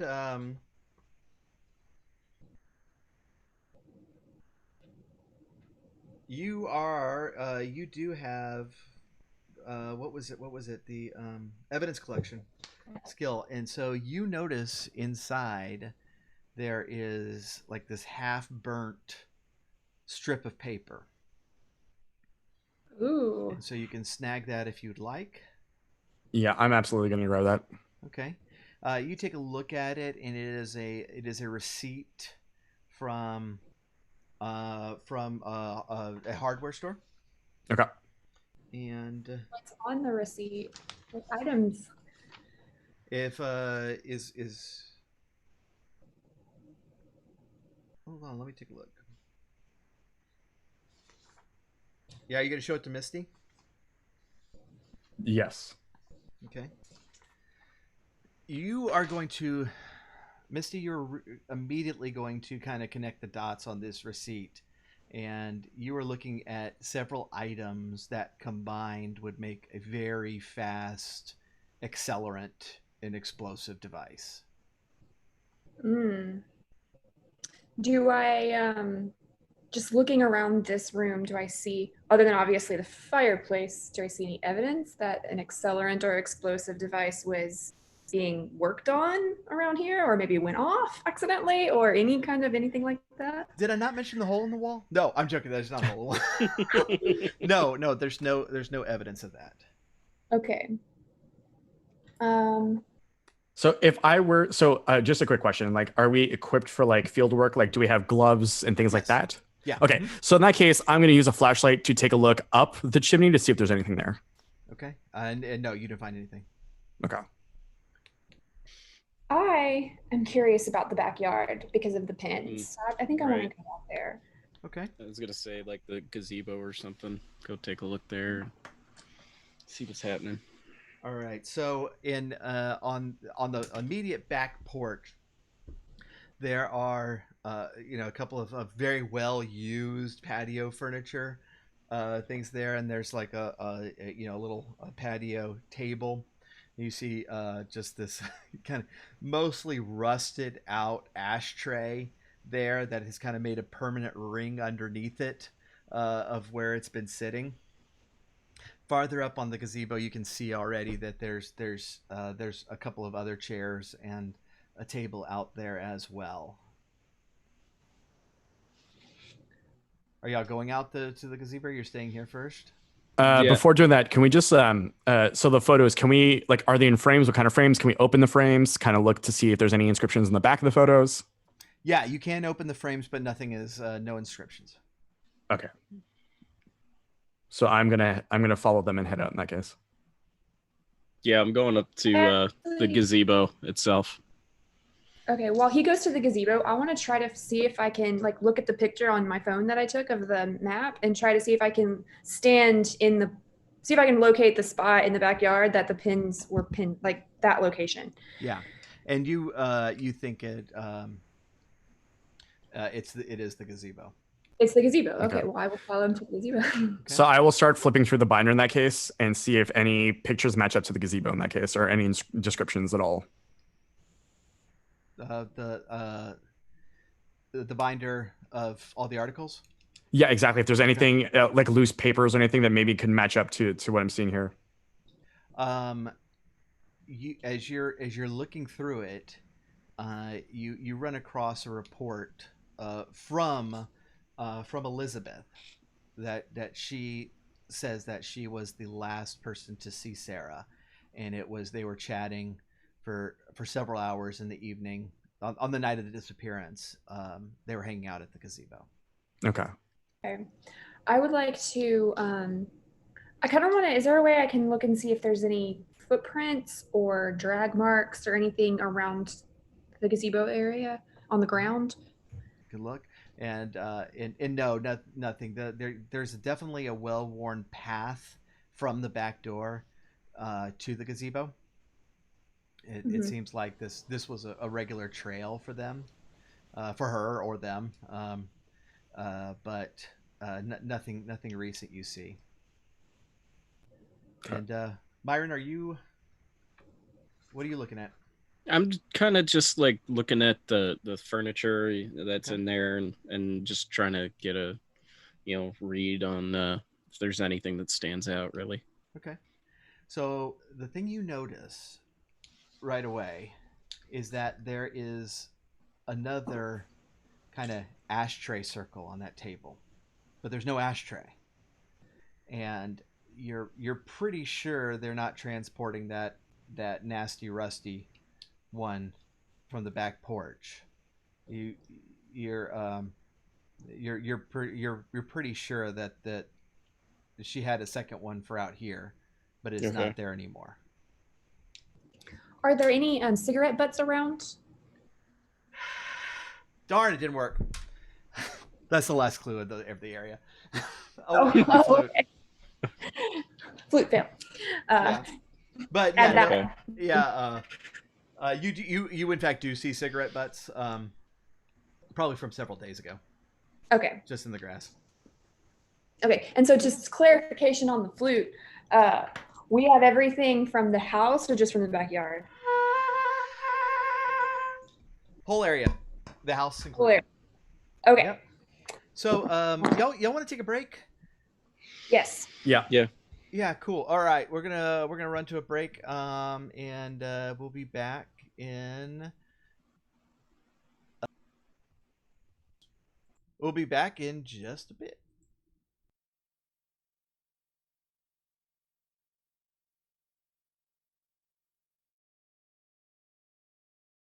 All right, turn mics on again, and welcome back.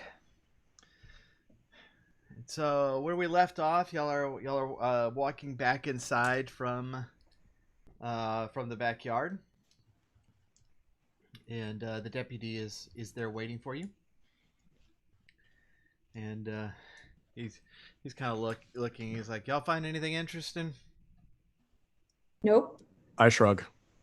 Yeah, I know. I don't even know what I should be looking for.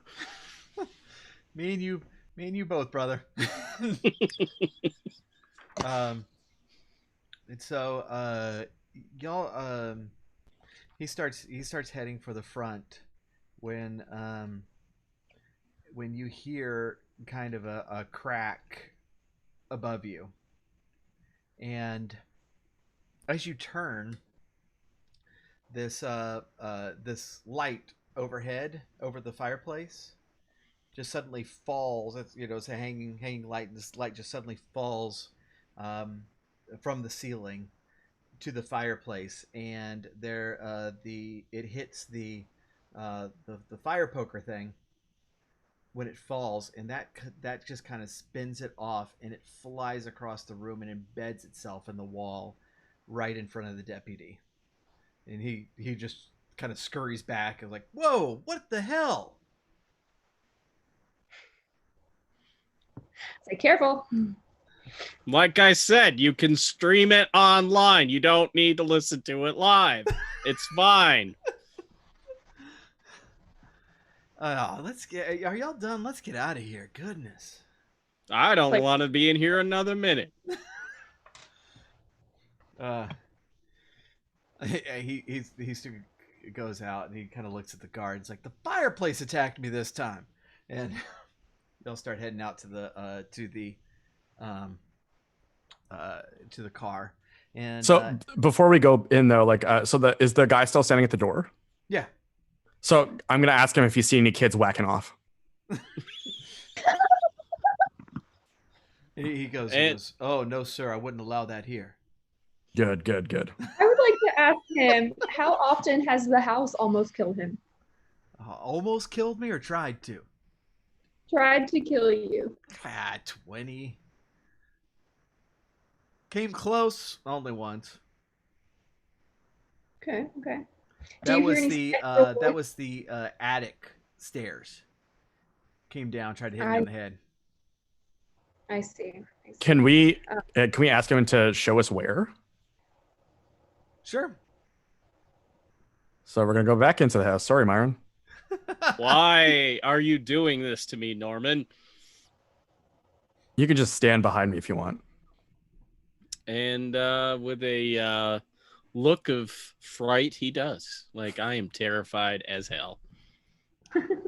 So the stairs to the attic is in the ceiling, in that hallway that goes off to the bedrooms. Mm-hmm. And it's just it has a little pull rope that you pull down, and the ladder will come down to lead to the attic. Okay. I would like to ask the deputy, do you ever hear any voices or any noises, or is it just things moving around and flying at you? Yeah, no voices, no noises, just the things that are moving. Got it. Can we ask him to reenact what happened? He looks at you and he's like, "No, I'm not getting near that thing again." And he walks off. Did you? So is he like in our field of vision? Can we still ask him questions? Sure. Okay, because I would like to know if he then went up into the attic at all to like take a look around. Oh yeah, they searched it pretty good. And nothing came up. No. Okay. I mean, you can go look, but I already blew the whistle. Right. I turn to the guy and I say, have you tried playing this ghost or whatever touched by an angel? Because it seems like this house is touched by something else. And perhaps it could ease the tension here. It's worth trying. So in that case, I think we're gonna make our way out to the car. Misty, Yeah. there's a ding on your phone. Oh, I checked the ding. I checked my Yeah. phone. You have a direct message on Facebook. Oh, who's messaging me? It doesn't actually have a name. It's really weird. You haven't seen something like that before. The message just reads, "Welcome to the group." Okay, I respond to the message and I say thank you with a bunch of happy emoji smiley faces, and I say, are you the admin of this group? There has not been a reply. Okay, all right. I show my companions and I take a screenshot. Can I click on the person sender? Can I click and see if it takes me to a profile? Yeah, it takes you to a page that says this profile does not exist. Okay, all right. I note that. And I get in the car and I take the car. All right. So where y'all going? And if I didn't mention, you do have a hotel room, Okay. in town, and or rooms. Do I have to bunk with Myron? No. Okay. We also have Myron's three basement. rooms. What time is it right now? It's probably getting toward lunchtime. Okay. Okay. Were we able to get the book out? Oh yeah, let's roll for that. So it's the same thing, but this is going to be a little bit more of a difficult roll. You do need to roll a 6 And so you can use some of your filching ability to give yourself a buff. So I think you have 4 points, so you can use as many of those as you want. You just will not have those available for the rest of the adventure. Okay, I'm going to use 1. I'm going to roll. Okay, so you need 5 or 6. Yes, 5. Nice. Okay, you have gotten it. You've successfully gotten it out. Nice. Okay. Cool. Okay, I think we should. Where do you guys think we should go next? Why don't we call this Dr. Weaver? Yeah, that's probably a good idea. Should we call him, or should we just like drop in and pay him a surprise visit at his practice, at his office? Let's go to his practice. I think I like that. Yeah. Nothing's more unsettling than 3 weirdos just showing up at your workplace asking questions. I'm not weird. Everyone always seems very happy to see me, especially men. I don't understand. I just have weird vibes about y'all just because you do this. Sure. Maybe we should bring him lunch. What would a doctor eat in Texas? Oh, the Barbecue. Same thing. Yes. Yeah, and Texas toast? Yeah. We can also Whataburger. Oh, yeah. Yeah, that's true. Yeah. That's true. Definitely. So are we putting the minivan through a drive-through situation? Yeah, Is that what we're doing? I think that's correct. I look down at my phone and I see that my mom has texted me and she's asking me, did you take the van? Notice that you're not here. I leave her on read. Yeah. I drive us through the Whataburger drive-through, and I what does everybody want? Nice. I'm ordering lunch for everybody, and I'm ordering extra food in case Dr. Weaver. In case lunch. we want to aggressively give him lunch, yes. Yeah. Okay, hold on. I'm going to the Whataburger website to pull up the menu. Yeah, I've never eaten there. Oh, I got an SSL error. I'll just have the burger. The Whataburger. I'll have one of those. Good choice. Good choice. All right. Great. Okay. I'm picturing y'all like in Big Lebowski driving down the road, and all of a sudden you all just pick up the burgers and eat them. Probably listen to some Creedence. Yes, that's exactly how this is. Yeah, I will also too have this Whataburger you guys are talking about. Apparently, because I don't have a location close enough to me, I can't view their menu. Oh, that's why I got my error. Yeah. Ah, Yeah. Stupid Canada. Oh, you don't live within a... Oh, man. God damn it. Okay. You know? Y'all just taking like this whole missing persons thing in stride, poltergeisting, not being able to look at the fast food menu. Now you're It's all about the creature comforts. If we can't have those, then what do we really have at the end of the day? This is, God damn it, this is an accurate game, Paul. This is how we play. We gotta know what we're getting into at every single moment. Why did you think I put it in Texas? That way, y'all aren't saying like, oh, I'm going through the brownies drive-through, and I'm like, what's brownies? I'm like, oh, now it's in Texas. I know what's here. You know what? I'm turning heel, and I'm looking for the first place that has chicken riggies there, because that's my staple up here, pal. This is what we have going on. No. So are we then pulling up to the payment window? Yes. Okay, so I'm willing to fast forward through this scene. But I just want to eyeball every single worker to make sure no one's poisoned us. I obviously, being the most wealthy person here, I'm not going to pay, and so I look at Norman expectantly, for some lunch money. I look back at Myron. I get a little huffy, but I'm like, I get a weekly allowance, guys, and then I pull out my wallet and I hand over some money. I'm thinking, Myron starts quizzing the 17-year-old at the window on have you considered putting BFITs in Yes. like a special burger, like a limited time offer, like a what a beef it's. Yeah, do it in your most Karen voice. You want to talk to the manager. Excuse me. Who's in charge of purchasing here? Is what I'm asking. Excuse me. I've got the deal of the century for you. Where's your manager? Let me talk to him. Beef it's, get it. All right, I think we're ready to. Yeah, Missy, can you just like peel off? I think it's like the ideal peel off situation. Yes, tire smoke everywhere, annoying the hell out of the people behind me in line. Perfect. Yes. I seriously hope this organization has money to fix this van if it comes to it.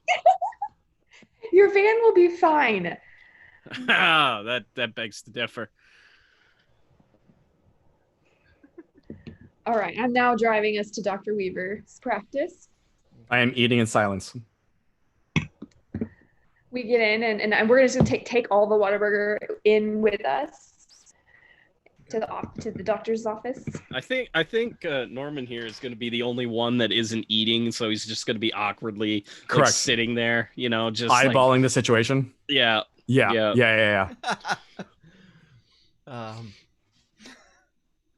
So as you come in, and so like this is a standalone building. This was kind of in an older area of town that used to be residential, and now like all the houses have been converted to businesses of various sorts.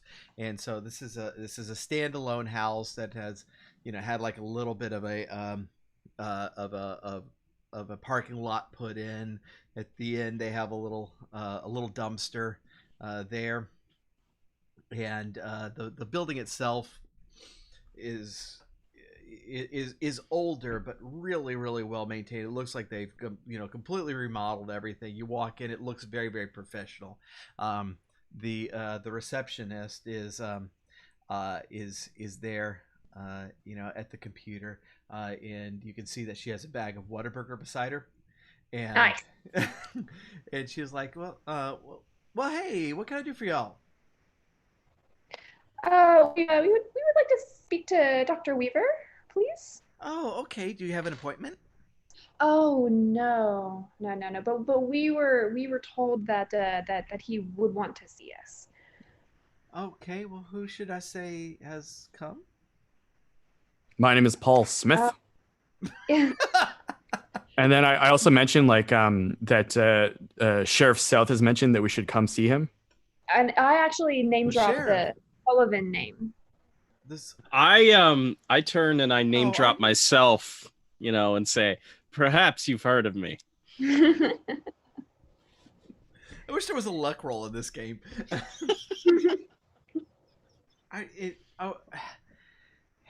Did y'all come about Lizzie? Because he doesn't. People have just come all over town. They're all over the place, and we're just trying to run a business here. Look, we're not here because we're trying to, we're not tourists. We are here working with the sheriff about Lizzie's case, and so we need to interview him. I think he'll want to talk. Clearly, I'm not a tourist because I knew exactly what was on the Whataburger menu. We even brought him lunch. You brought him. Oh, that is nice. What what you say? You're working with the sheriff? Are you law enforcement? We're more like private consultant. Do you like a private investigator? Exactly. Yes. We're also here with Myron doing research for his nightly tri-coastal talk show. Perhaps you've heard of it. Myron, you have any business cards on you can give to the nice lady? I take one out of my pocket effortlessly and I gracefully hand it over. Okay. All right. So she kind of looks at it and she's like, okay, well, I'll be back. And so she leaves the reception area. So y'all are alone up front. I'm obviously checking her desk contents. Yeah, she's got one of the big desk calendars, several pins. They all have like the little flowers on the end, so that it looks like a little bouquet when you put them all in the same jar. There's some mints there. Her computer, chair, scissors, a stapler. What are you looking for?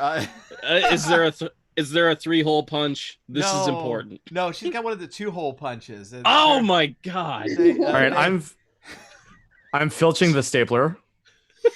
Definitely putting that. No, I'm not.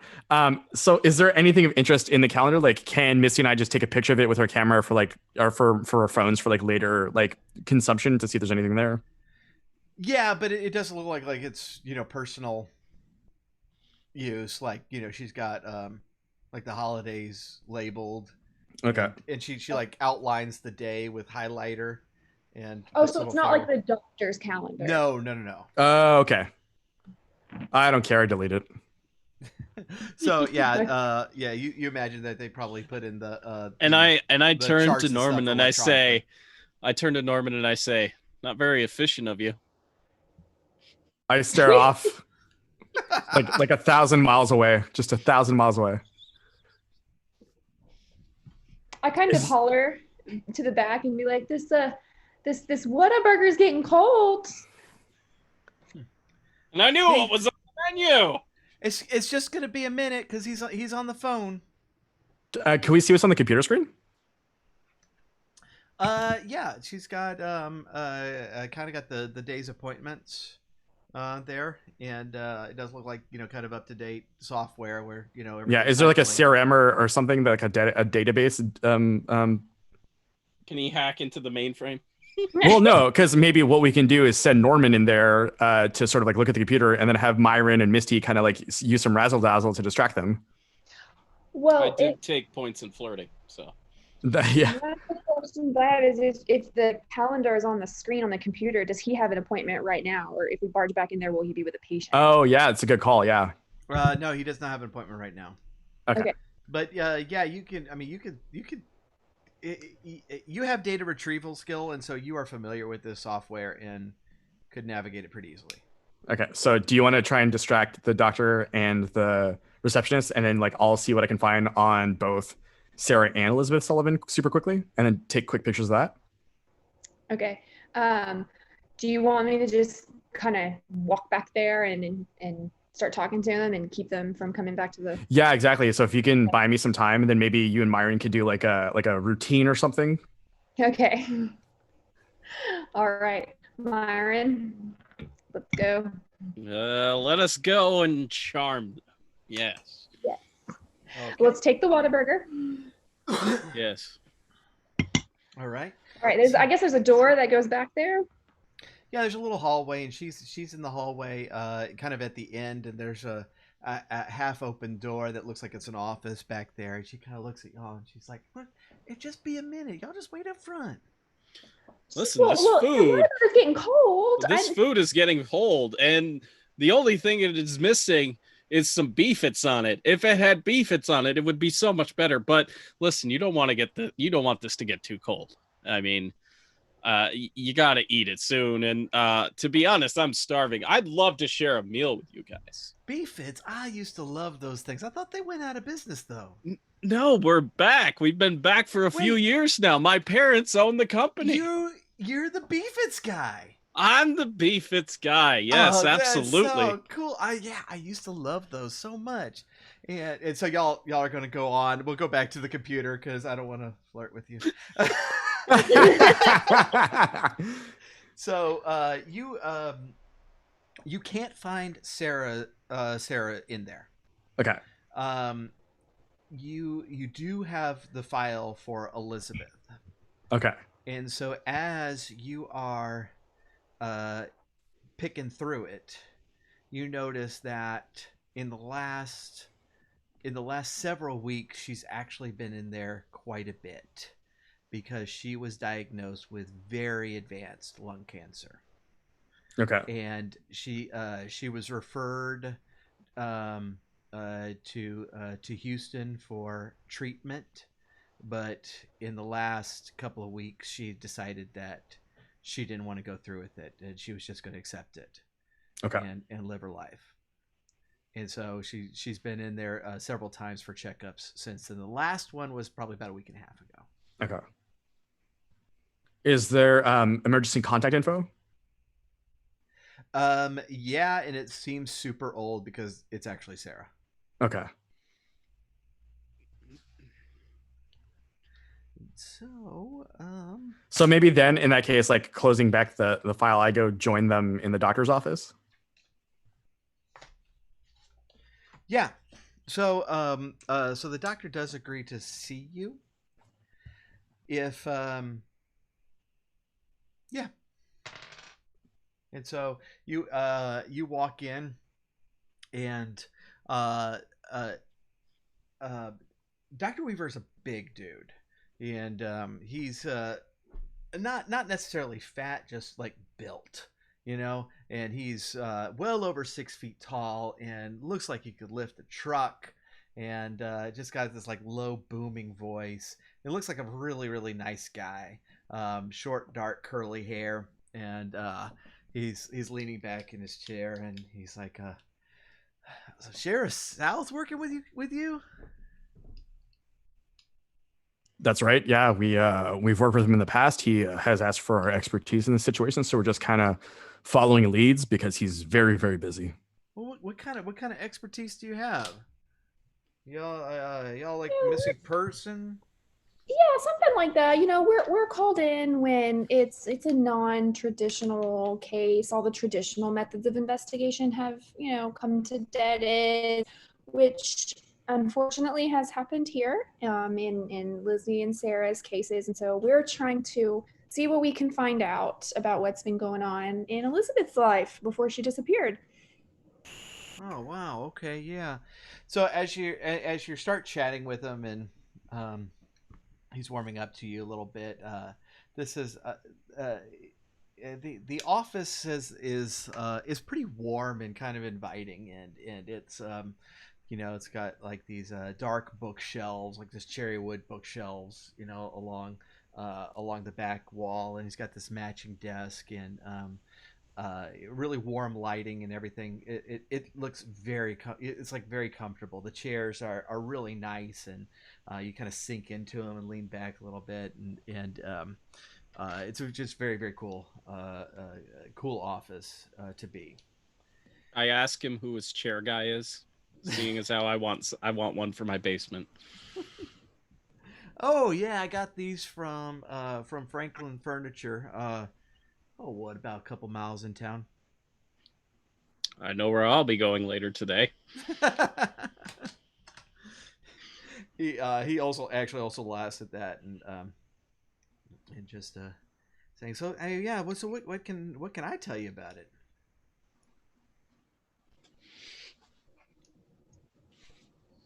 I guess like the Apparently first question nothing. would be like, when was the last time you'd seen Elizabeth, professionally or personally? Oh, I don't know, about Wednesday. And that was just a few days ago. I just went by to see how she was doing.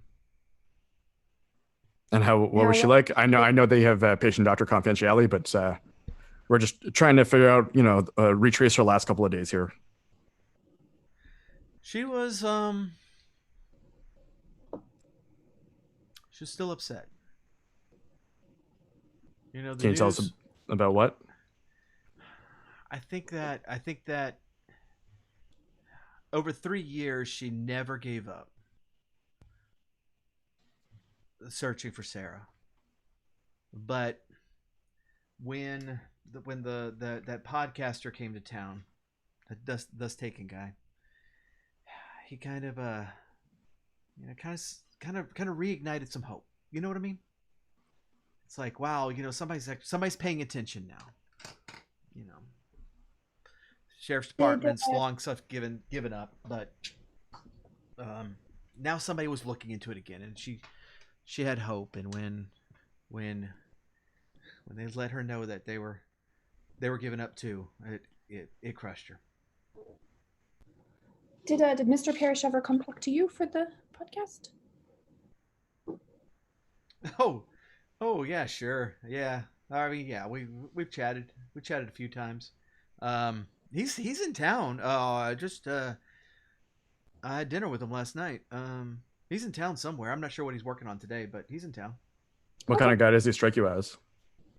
I don't know. You know how these broadcast types are. They're all superficial and just. And Myron looks over, and he's kind of got he's trying to hold his composure, but he's a little he's not too happy about that statement right there. I'm looking at him intensely. So, yeah. Yeah, I mean, he's a good enough guy. I mean, I don't blame him. I don't blame him for giving up. It's what I keep trying to tell Lizzie. It's sometimes you just have to face the facts. You know, Sarah's not coming back. You've been around the Sullivan house a lot, in the last couple of years. Oh, sure. Anything weird happened to you? If you're talking about, like all the desk drawers moving and stuff, that's never happened before. Before I went over there to check on her and she wasn't home. Oh, so that's a recent development? Oh yeah, just since she went missing. When I was the one that discovered the house was doing that. And I tell you what, the deputy I told thought I was insane. Well, I bet he changed his tune when the house tried to kill him. Yeah, it did that a couple of times. Thankfully, no one's actually died yet, but I wish they would stay away from that place. I don't know what's going on, but I don't want to go back. So one of my investigative abilities is bullshit detector. So I'm kind of curious, like, am I able to read him? Do I think he's telling the truth? He is telling the truth. He's not telling you the whole truth yet.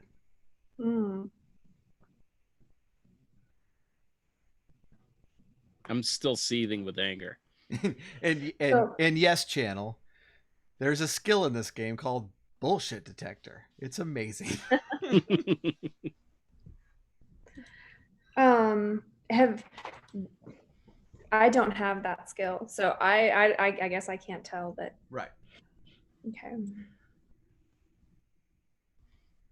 So maybe I'll look at him very sternly and ask, like, is there anything else that you think is odd or sort of out of place, especially over the last month or so?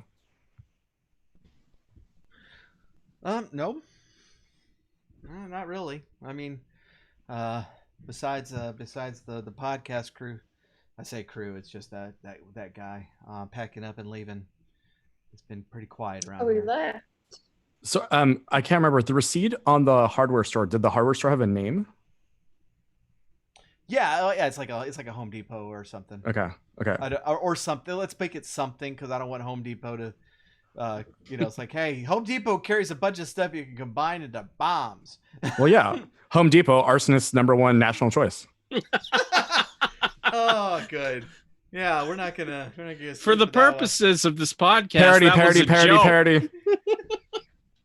So in that case, maybe I pull the paper out kind of in my hand, look down on it, and then I say, like, do you happen to know where the something store is? And then kind of gauge his reaction. Oh, sure. He says, yeah, sure. It's just he gives you directions. You don't sense anything from him on that. Okay. So I put it back in my pocket. Right. And when I do say that, I don't know if I should give you a whistle per room or just the location. But him hiding something, he is also keeping patient confidentiality, and so that might be what he's doing right there as well. Got it. Okay. So are there any pictures or anything that seem off? Anything surprising that we see at all? No. Okay. No, he has one picture on his desk is apparently his family. Okay.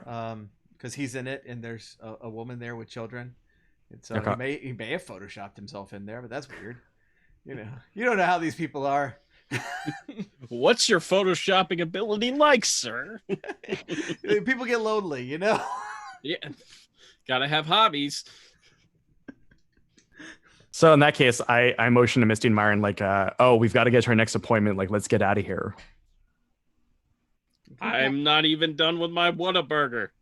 And I knew exactly what was on the menu.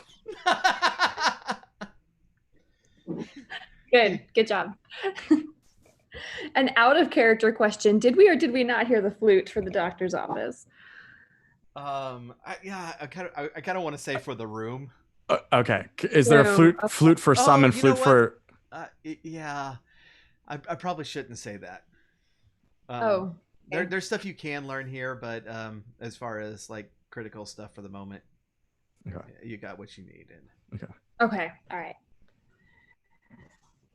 This flute thing, I did not think through the flute, because now we have multiple flutes. Like there are clues that exist. Could you like maybe, you've got the flute for, when we've got everything from one location, maybe for one room, you can get yourself a recorder and or I want to hear that dance hall air raid siren sound effect. Yeah, that'd be great too. Yeah. Where's my guitar? I will play.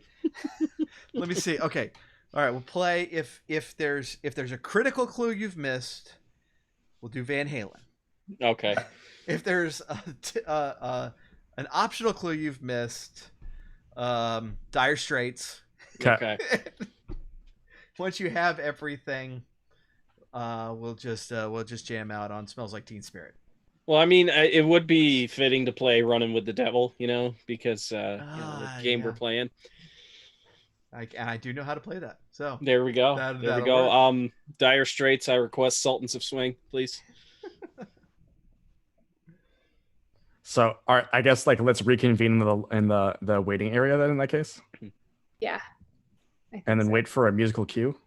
You're just gonna sit there. I gotta finish my food. Yeah, exactly. I don't want him barfing in his own minivan. I don't need to have this thing detailed. Okay. I get another text from my mother. It says, "Don't you dare ignore me, Myron Dripchin." And I leave her on read again. So then I very quietly lean in and whisper what I found on the computer to the two others. Oh, okay. That might explain the the cigarettes. Exactly. Mm-hmm. Mm-hmm. But we still have an ashtray missing. Yeah. That we do. Interesting. Do I well, never mind. I'm like, that was a dumb question. And then I'll maybe make a comment that I don't think want to know. I don't think he's on the up and up, but I can't tell what's wrong either. So okay. So you think I'm still seething about that comment about radio, about hosts of radio shows. I didn't like it at all. What else y'all gonna do? Is there anyone in the waiting room? No. No. Okay. Is the receptionist back? Yeah, she's sitting there. She set aside her Okay. Whataburger and now is eating your Whataburger. Oh. What a bitch. Not yours personally. I thought you bought her Whataburger. So you're like, oh, look, here's some Whataburger. They're like, oh, good, bitch. I make more, casual mentions of how amazing it would be to put beefits on that thing, just to, ratchet up that flavor. Do you carry around samples? I quickly run out to the van. We have some samples out in the van, because sometimes my parents like to bring them around, and just be like, just nuke it for like 30 seconds, and you're good, and just put it right on top. Okay. I'm gonna have you roll preparedness. It's gonna be a 3. A 3? Yeah. 3 is a. So if you want to spend points, you can. So 3 and above is not a hard roll. No, I'll spend 1 point. Oh, all right. Yeah, I don't have. You're gonna spend a point on something completely optional. Yeah, absolutely. I rolled a 5. Nice. Okay, so yeah, you have samples, and she's like pumped about this. She's like, I'm gonna go nuke it right now, and and she goes, do they carry this at HEB? It's a Houston chain, I mean, a Texas chain for all you Canadians and What's a Listen, chain? we're working on getting it, in the stores. Still, this is still like, we're still on the comeback. Mostly we deal with like, carnival vendors and stuff right now. But you know what? For you, I'll bring you back some. I'll get you some for free. Oh, that's awesome! Just for you. Thank you. Yeah. You shouldn't do that for free. Does she have any information? Maybe we can trade for the beefits. We can always ask, I guess. Yeah, Myron, make yourself useful for once. Yeah, so I just try to, strike up a conversation, about Elizabeth and stuff, and see, just gauge her on, like, this is all very weird, isn't it? Like, it's all just very strange. It's so sad because the doctor, he worked so hard to help her. When Sarah disappeared, his heart just went out to Lizzie, and I really think that he kind of saw himself as a father figure for her, just to help her. And it's like it's like nearly like every weekend I'd come in on Monday and just ask him. It's like, oh, what'd you do this weekend? And it's like, oh no, just over at Lizzie's basement. And that was yeah, it's pretty much every weekend. It was over there helping her with something. In the basement, you say? Yeah. Mm-hmm. Interesting. Yeah, very interesting. So, did you sense that there was that the relationship was anything but platonic? Oh, Father figure-ish? No, yeah, it was totally platonic. Okay. That means friends, right? yeah. Oh, yeah, no. In fact, Susie would go over there with him. That's his wife. That's the doctor's wife, and yeah, they were just over there a lot. They were just trying to help because the poor woman. She's just been a mess for the last 3 years. Sure, understandable. It's completely understandable. I too would be a complete mess if my sister Meredith went missing. Yes. Your beef at burger is ready, by the way. Ding.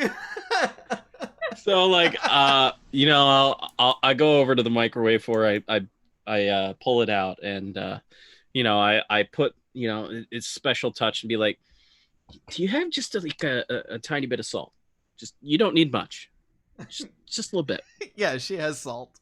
Okay, so I sprinkle it on there just thus, and could you like lift the top bone off your burger, please? And I put it on there ever so gently, like I've done this 1,000 times, because I've done this 1,000 times. I'm like, enjoy. Should I get a room for you in the burger? Do you do the thing like the Salt Bay video?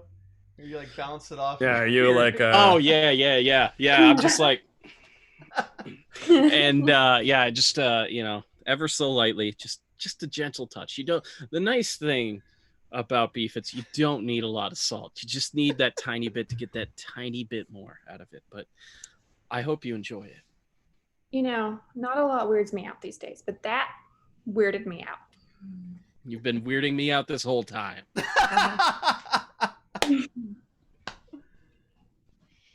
All right, so y'all leaving? Yes, I think so. Okay. I didn't hear any music. Yeah, me neither. Y'all got important stuff. Okay. we're gonna have to come back though. It would appear so, but maybe armed with new information and going back, and there's a basement now situation here. And now we have a new contact person. Yep. We can also go to the hardware store. Hold on, before leaving though, before I forget, I want to. Before we leave, let's talk to the receptionist one last time. Okay. And I want to say, like, my friend Misty is not the best driver in the world, and she may have dinged one of the cars in the parking lot. What do you and the doctor drive? She's like, well, you wouldn't even be able to tell on my car. That's how old is that? It's 10 years old. Mine is a Buick out there. He's got he drives the Beamer. Okay, good. So we didn't hit anything then. We're fine. We're good. Let's get out of here. Turned out it was I briefly turned to Norman and I looked at him sternly and like, I don't you know, you will pay. It's fine. You'll pay. Let's just get out of here. Fine. So being a process server, I always carry my kit around with me, and that includes a GPS tracker that I would like to place onto the Beamer. I like it. Why would you have that? Well, I'm just trying to track people. You know, if I know that someone has this particular car but it isn't there, right? If I can't track someone down, vice versa. Are you gonna make him roll preparedness on I this? think we need a preparedness roll. Deal. I accept that. I accept that it would be likely that you would have these things, so I will just make it a 3. Okay. You gonna spend any points? Oh, no, this doesn't seem of like the utmost importance. So I'm gonna keep one of my preparedness points and just hope that the dice gods are with me. I got a 5. Nice. Okay, so you put that tracker on there. Nice. All right. Okay, where do you guys want to go next?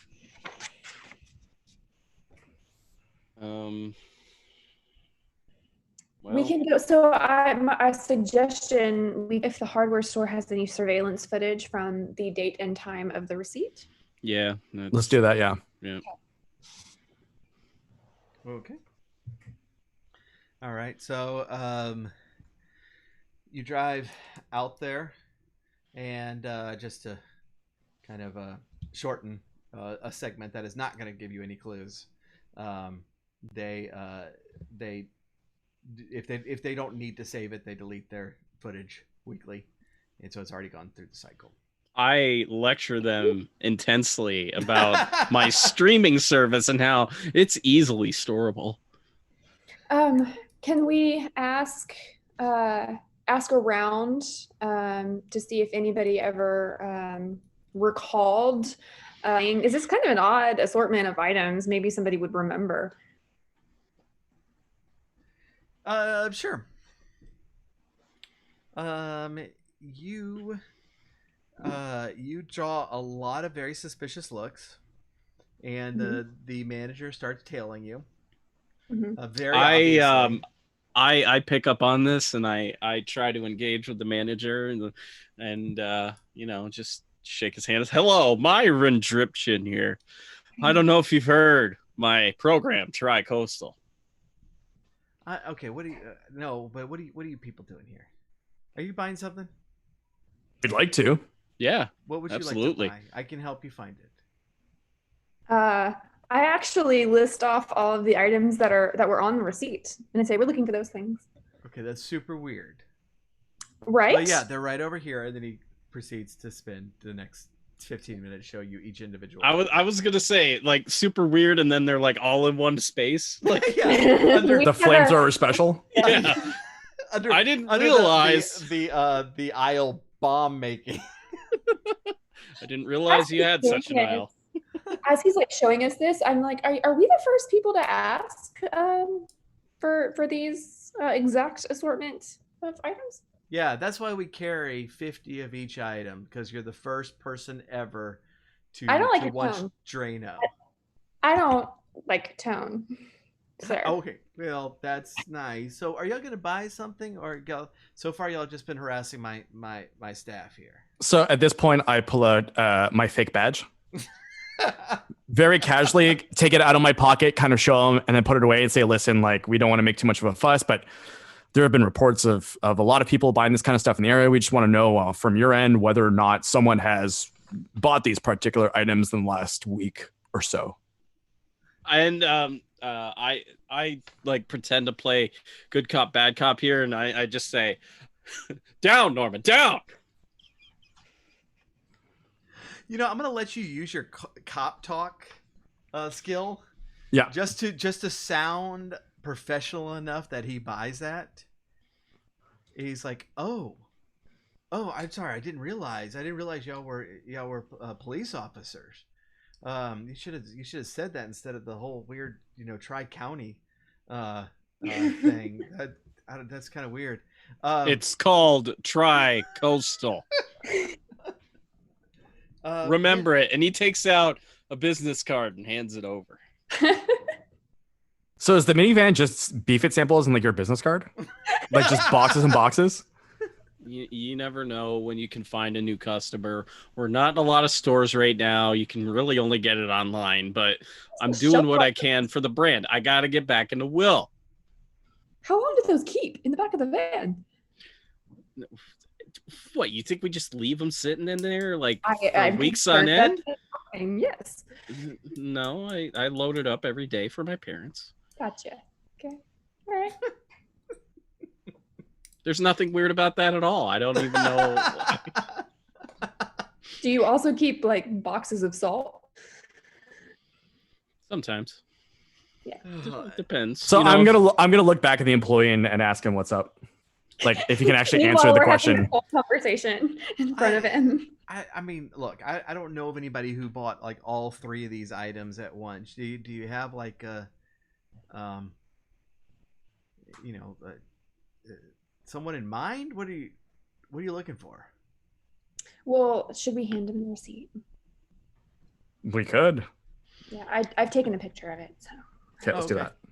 All right, so he looks at it and he goes, "Oh, okay, yeah, this has the cashier code on it, and so that's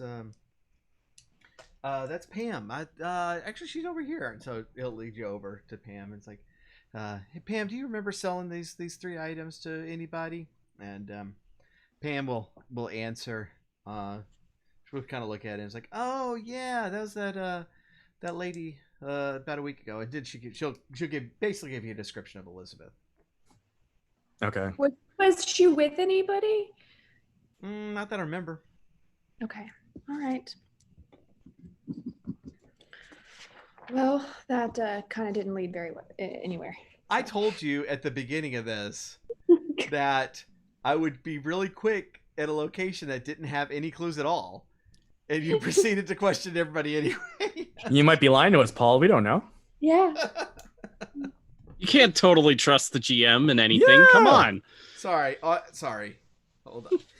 If we had found no clues, you should have played. Yeah, exactly. Yeah. You should play flute as soon as you walk through the door. All You right. hear this jingle and it sounds like the beginning of a Jethro Tull song. So you go to the restroom.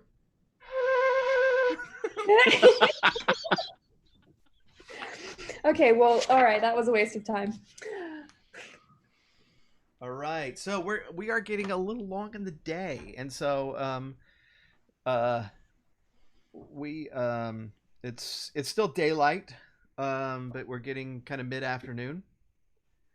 So is there anything else you want to accomplish before heading to the hotel? I mean, there's only really two things on the list at this point: the basement and the doctor's wife. Well, I also had Irving Parrish on my list of people to talk Yeah. to. Yeah, that's I true. wonder Yeah. about whether he would even be helpful or trustworthy. Yeah, because I would call Sheriff South to find out if anyone had seen him. Mm. So the sheriff's office tells you that they're that he's staying at the same hotel y'all are. Okay. Oh, nice. It's That's the most convenient. it's the most convenient one, and It's the most convenient for storytelling purposes. Exactly. I'm a very kind GM. Yes. Very kind. I don't I lie think to y'all at all. The Maybe flute we should go back never and do lies. Should we go back to the hotel now and just decamp for a bit and then sort of figure things out and see if Irving's around? Yeah. And then to make it extra spooky, like go to the basement after dark tonight. Yeah. Awesome. The only thing we have to remember now in this case is Myron, when do you need to be back for your show? The show starts at like midnight. So Okay. we got a little time. I would assume that like this is like a weekend or something where you don't. Oh, that we're not. We run 24/7, bud. This See, is what we do. This is what I was thinking, knowing the way that Rob's brain works. That would have to have him back in studio for like 10. And I'm like frantically texting with Jimmy? producer Jimmy, and I'm like, who did we even line up? Like, damn it. These people have taken me away from my livelihood. How about, what if you were to broadcast a short story about Elizabeth Sullivan's disappearance and ask for listener tips? Might not be a bad idea.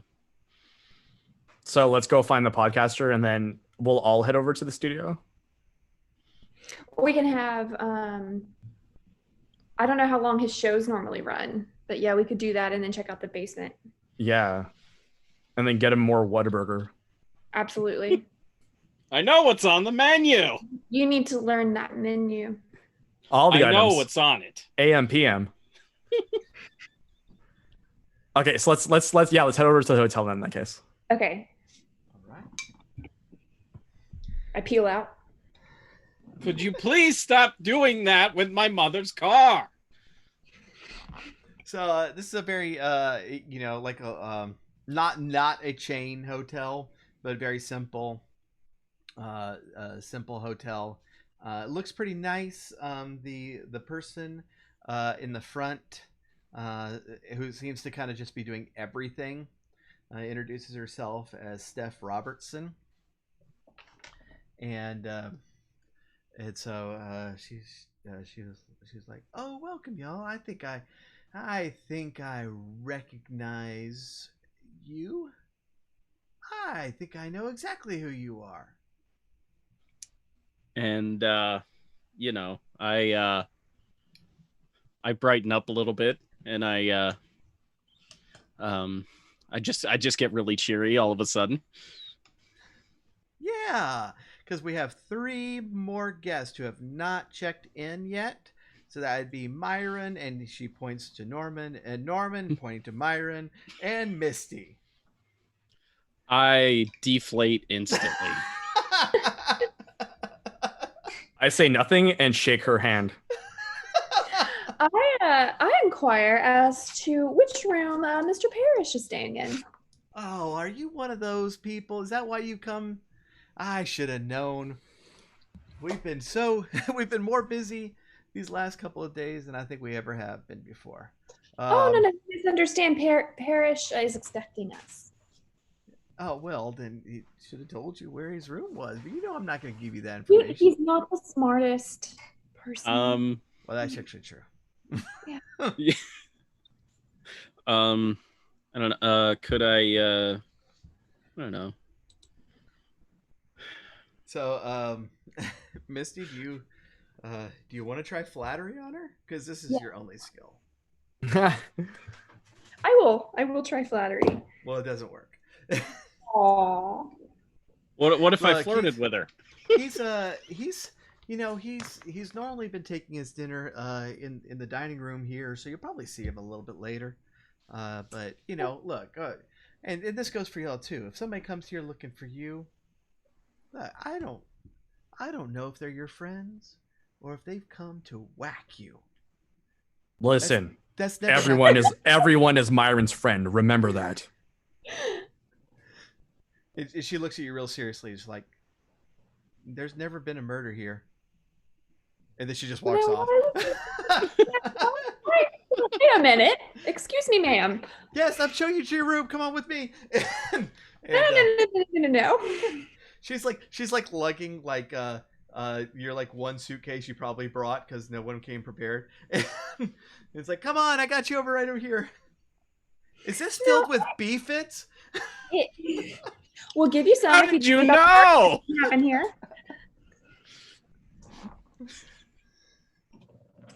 Do you want to offer our hotel attendant some beefits, Myron, to see where this goes?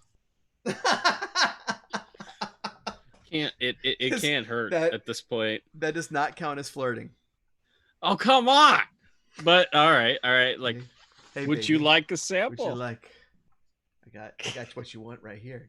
I got what you want right here. It's beefits. It's a chip beef product.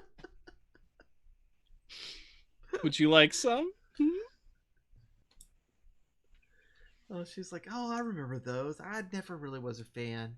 I only eat fresh organic. Oh, this experience for Myron is the worst experience that he's had this entire time. He does not feel appreciated for 2 seconds. And you know what? He's just going to his room and he's going to stew for a minute. Wait, he's going to stew for about 10 minutes. I have an idea. Don't leave me. Excuse me. Do you have like a wayward son or an elderly person in your life who enjoys the taste of fresh beef? A wayward son? No, I mean, little Johnny's he's at home right now. Wait, do you know something? Have you ever wanted your beef to be even beefier? Like your Johnny must eat beef. This is Texas. Well, of course he eats beef. What do you... Listen, why don't we make this easier? You're a very busy parent. Why don't we offer you some beef and then you could perhaps tell us a bit about what's been going on here because this seems insane. I pull out my notepad and I make a note that Norman would be great for marketing, and I put it back in. From off to the side, you hear, is that Myron Dripton? I think it is. You turn around and there's like a kind of an elderly man with a woman who's probably middle aged, and they're kind of looking at you, and she's pointing at you and she says, Myron?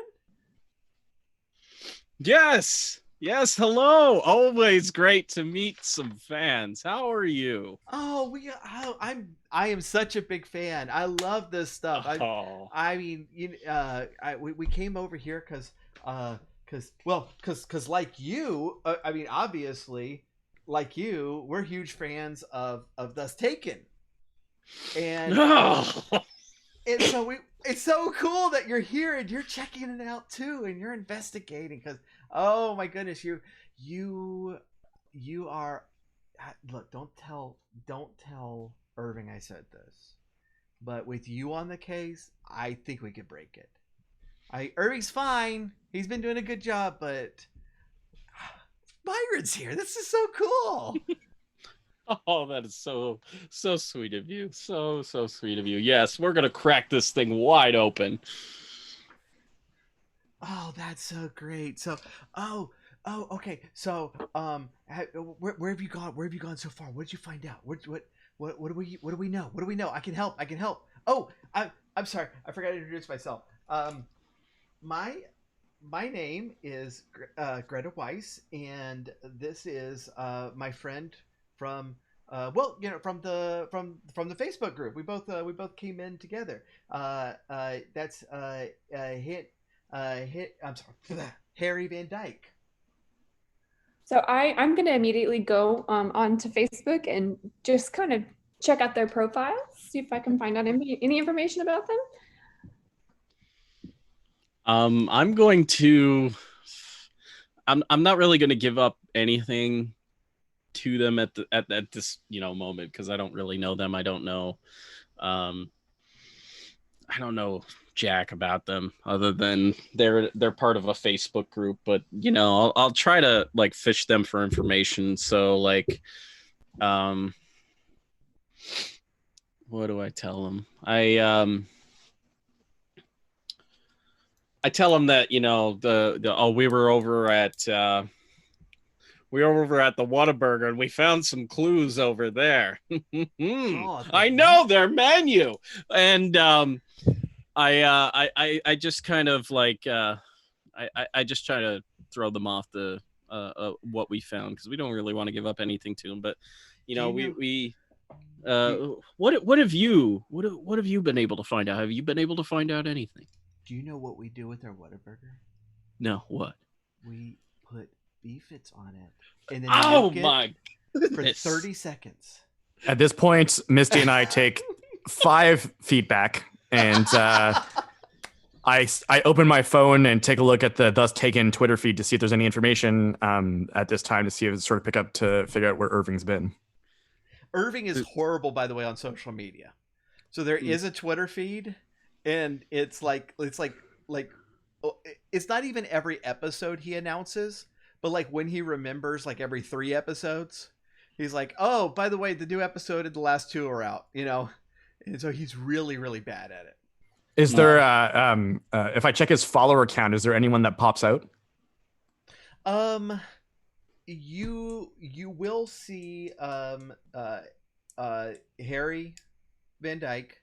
You will find the doctor, Glenn Weaver, and it's the same thing with the Facebook group. Harry is on there, and he is very clearly like the grumpy skeptic of the group, who just use like these like 3-word responses to every single post about how, "Nah, I don't think so," you know, like, "Nah, you're stretching," you know, just like that. That's all he puts, and never like contributes actual information, anything. But he's very one of those active. One of those types. Okay. Right. But he's extremely active.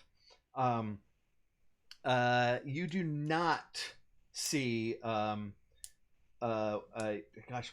Weiss on there. Okay.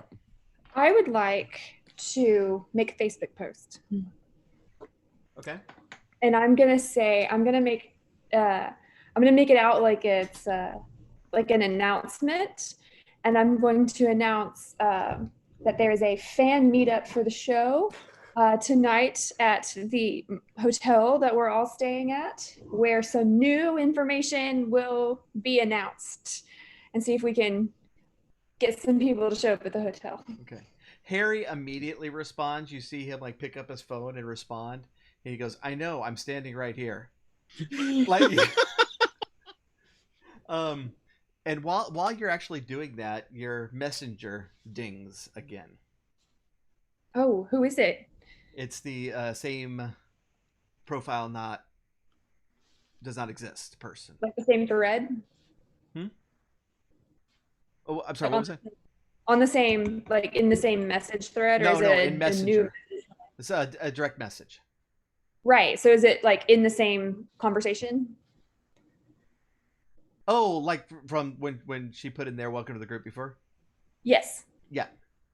Okay, what does it say? I think I know who you are. I want to show that to Norman and Myron. And how do you guys think I should respond? Shouldn't this person didn't respond to me earlier. So I nod gravely and I suggest typing like "go on" or something like that to sort of brief to the point. Okay. Make sure to add a period at the end. Okay. Mm-hmm. Okay, Proper I'll do punctuation. Gotta have proper punctuation. Exactly. All right. Okay. This time you get a response. And she says, "I'll keep in touch. Right now I'm watching." And then I tell her, like, send back the lyrics to "Somebody's Watching Me," and see if she plays along. Yeah, that'd be a great idea. Do I see the two? Is either Greta or Harry like on their phone? Yeah, that's a good question. Harry is, yes. Okay. Greta is not. Okay. So I after I'm done telling them the salt trick, the little salt trick, and be like, I turned to him, I was like, what do you all think's going on here? Because this is just so damn strange, y'all. Just so damn strange. Oh yeah. With your celebrity, we might be able to get inside the house and actually see the goings on. Do you think it's like really like stuff moving around? Like the sheriff says it's not, but I saw on the Inquirer website that there's definite proof of it. I lean in and interject and say, always trust law enforcement. And I hate saying that, but that's fine. Don't worry about him. He's just uptight and stuff, But like, yeah, those videos are pretty weird, aren't they? They're man, they don't seem to be fake now, do they? Yeah, I think you're right. Yeah, I know. I think that it's all real. And then Harry beside her says, "No, it's not." And no, it's totally real. You know what I think? Okay. Did you see that movie Poltergeist? Oh yeah, it's scared the hell out of me. I think the TV got her. You think the TV got her? Yeah, You think it's a they're here situation? exactly. Oh man, And that's good. Harry's still looking at his phone, going, "Greta, you're an idiot." And then I turned to him and I say, "Well, what do you think happened?" I think it's all publicity for thus taken. I came down here to see if I could catch him in the act because I am starting a response podcast called Thus Not Taken. Wow. And so I'm digging up clues to show Irvin Parrish as the fraud that he is. And Greta's like, "Oh, Harry." And So what kind of recording equipment are you gonna use? well, my phone has this memo taker. Mm. I've been told that podcast quality is not important. I cringe. I cringe so hard. I interject right away. That's not true there, bud. I'm going to tell you right now. Is it true? Is it true that I can use Van Halen's Running with the Devil as my theme song if I use less than 30 seconds?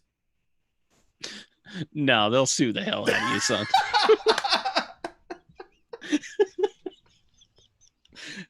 Let me tell you something. You can go get yourself a decent microphone now, plug right into that thing for like $80. That ain't too much, man. I've got a better setup in my studio because I've been doing this professionally for a few years now. But like, come on, man, put some effort into it. Greta says, "I've heard that those blue Yetis are really good." And Harry goes, "I don't believe in those either." What do you believe in? Do you believe in yourself, sir? He goes, "I believe in what I can see," and points very dramatically at his eye, "and touch." And then he like waves his fingers like jazz hands.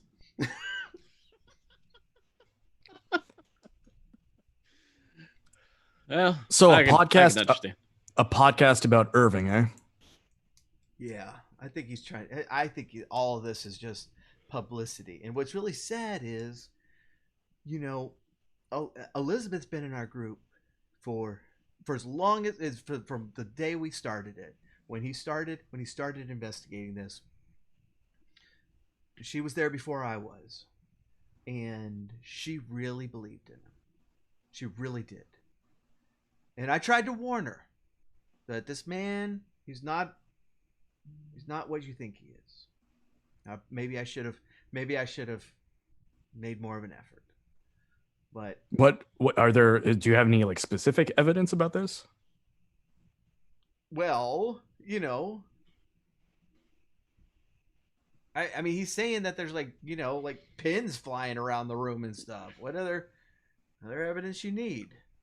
The law enforcement tells me that he's not telling the truth. I trust him. You seem to talk a big game. But I think when it comes to it, you ain't got nothing either. Well, so that's why I'm here. That's why you're here too.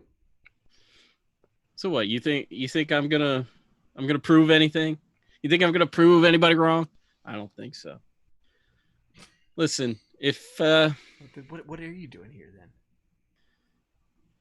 He's doing his journalistic duty. That's what he's doing. Yeah. I'm doing it for my show. This is it's a hometown mystery for me. So yeah, I want to get to the bottom of things. But I don't know one way or the other really what's going on. But I'm not ready to lean one way or the other. Well, that's nice. Who else you got coming for this this fan get together? Everyone's invited. Anyone who's in the Facebook group is invited. Okay. Well, I mean, not everybody's around town. It's a kind of a short I turn to Misty and say, "Don't you even think about bussing people with that van." I will do what it takes to get the fans here. And stop peeling rubber. No, stop telling me what to do. You be careful with that damn van. He's an expert driver, beef its boy. Keep it up. I'm gonna chip your beef, pal. If y'all hang out long enough, you will run into Irving. Okay. Yeah, that's what I think we were wanting to do. Yeah, so we can jump forward to that. It's getting to be about dinner time, and so you see him kind of come through the front door, and y'all have done enough research now where you're going to recognize him, and he sees y'all immediately and just kind of grits his teeth and shakes his head, and it's like, oh, they told me you were here.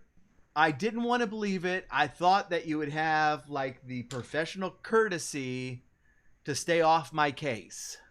Myron, what are you doing here?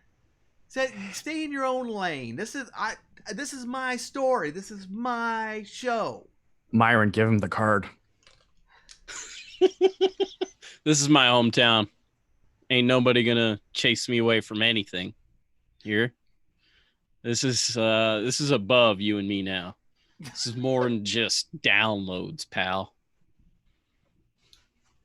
Oh, okay, fine.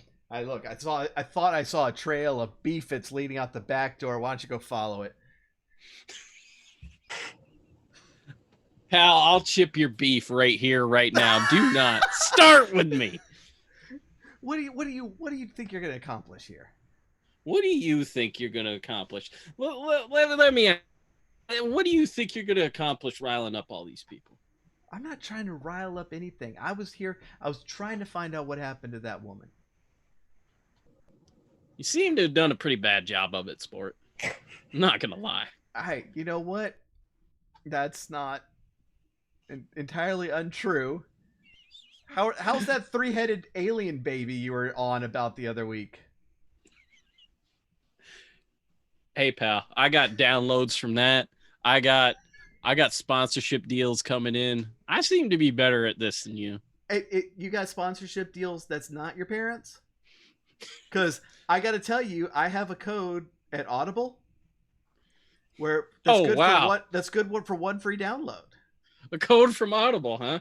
This is where we're going to insert the commercial in the podcast itself. You think that's great? Well, you know, pal, I got Quip knocking down my door, the Great Courses Plus, you name it. All right, we're there. Don't you worry about what I'm bringing in. If you got any of those like Deliver It Fresh food services, because they're not going to put beefits on any of that crap. As a matter of fact, we're in talks with a couple of them. Have beef that's included on the menu. Myron, Oh, don't boy, reveal you're your so strategic bullshit. plan to commoners. It's gonna be actually this is gonna be the rest of the show. Is Byron? That talk between the podcasters. Look. I just came. We're gonna have a fan hangout with this new fan named Misty. I'm really excited to meet her. And so if y'all could just step away. I know you're not a fan, so you're not invited. What if I told you I know who wrote that post? There's only like 5 of us in town. I know a lot of people here. I've been around a lot longer than you, bucko. I thought my Facebook page had a fake name. Aha! Whatever your name is, that is Yeah. your fake name. Right. Yeah. It's actually Missy on the Facebook page. Yeah. Okay, Exactly. yeah. It is. What is your Missy Showers? Okay. And now 3 people have told you on the Facebook page that it'd be funny if your name was Misty Showers. Right. So I think I'll just, beat around the bush and I'll just introduce him to her. So Okay. And he smiles and he's like, "I'm so glad to have you listening. When did you start listening?" Oh, I'm a big fan. Whenever Elizabeth disappeared, I just binged the whole first season. Oh, that's great. Yeah, a lot of people came on board then, but we are glad to have you. And glad. Do you live around here? I do. I live right next to the Whataburger. Nice. You know what's good on Whataburgers? What? Condiments and toppings they serve at Whataburger. I'll kick your ass! Have you tried their ketchup? It's amazing. They actually Oh, sell have you it tried at the- stores. You can get spicy ketchup. I know. It's You like can put beefits on that thing. Oh gosh, I'm gonna lose it. All right. How much of the podcast is going to be us talking about Whataburger? Apparently a lot. There's I nothing totally can do. know what's on that menu. Whataburger available on Uber Eats. Do you think they'll drive it all the way to Canada? I Look, could ask. Drip Chin, what do you want out of this? I lean in and I say on his behalf, like just very sternly, like the truth. Like I said, you didn't really do a good job the first time. Okay, man. So look here. You've obviously brought some people. You're here to solve this thing. Why don't we work together? We'll form an alliance. We don't I tur- have alliances typically. We'll have to think about it. Can we break off and have a conversation? Just the 3 of us. Yeah, I think that's a good idea. I'd turn to him and say, "Give me a second here, all right? Let me just talk this over."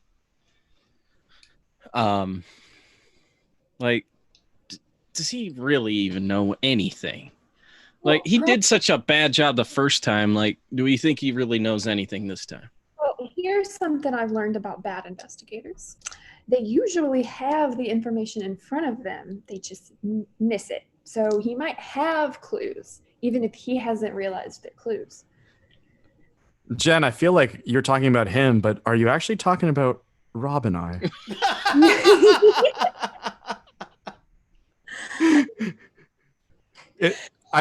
I see how it is. Because I was going to suggest, why don't we just lie continually to him and then just gain access to his information? Yeah. I definitely don't want to give him anything we No. have. Yeah. I want to gain his trust enough for him to give us what he has. Maybe we can give him some false flag clues that we found. Yeah. Because I'm thinking the big announcement tonight is that we can maybe mention that Elizabeth had a rare genetic disorder that was like a neurological disorder that like she was dealing with, and not talk about cancer at all. So that way we can sort of see who's lying and who's truthful in approaching us in the future. Mm-hmm. Mm-hmm.